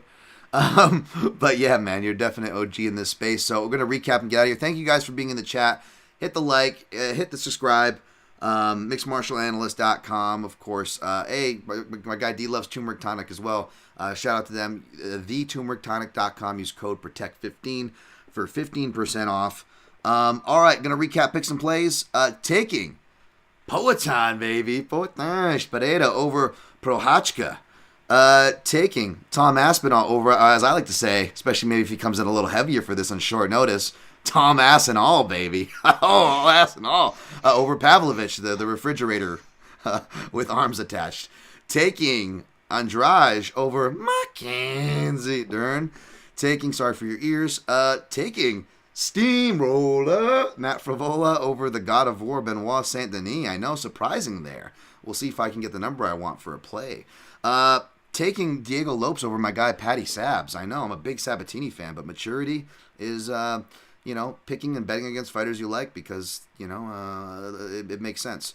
Probably taking Costa over Urseg, but not super confident. Still got to look into that matchup. Taking Godinez over Ricci. I'm going to take Rebecki over Roosevelt Roberts. Going to take Sijikov Nazim over Vyacheslav Borishev, but probably staying away from that fight for sure. Taking Gordon over Matson. Probably take King over Castaneda. I'm going to stay away. Van over Borjas. We'll see if I take Bazooka over Emmers, but I agree with what Lucas said. It's dog or pass from a betting perspective. So if I pick Emmers, I definitely won't be playing him. On Lopez, plus 10, 1.5 units. 1.5 units on Andrade, plus 170. Pereira, money line, minus 115, 1.15 units for a unit return. Aspinall, inside the distance, minus 110, 1.5 units. We'll see if I get to Frevola at a plus 190 or better. We'll probably throw him in the round robin. Got Pereira round 2 plus 600, 0.33 is Scottie Pippen, as well as a Scottie Pippen on Pereira. Round 3 plus 1100 is a potential bonus. Of course, Gordon I'm eyeballing at plus 1300. I'll probably throw a Scottie Pippen unit on there. Probably throw Gordon round 3 in the round robin with some Andrade KO, with some Aspinall by sub, and maybe just the money line for Matt Steamroller Favola. Hit me at Dan Tom MMA on Fight Picks or on Fight Day to get all my picks and plays. I'm doing the bathroom dance here to get out of here. Luca, thank you again, man. At Luca Fury, at Dan Tom MMA. Enjoy the fights this weekend, and always protect your neck.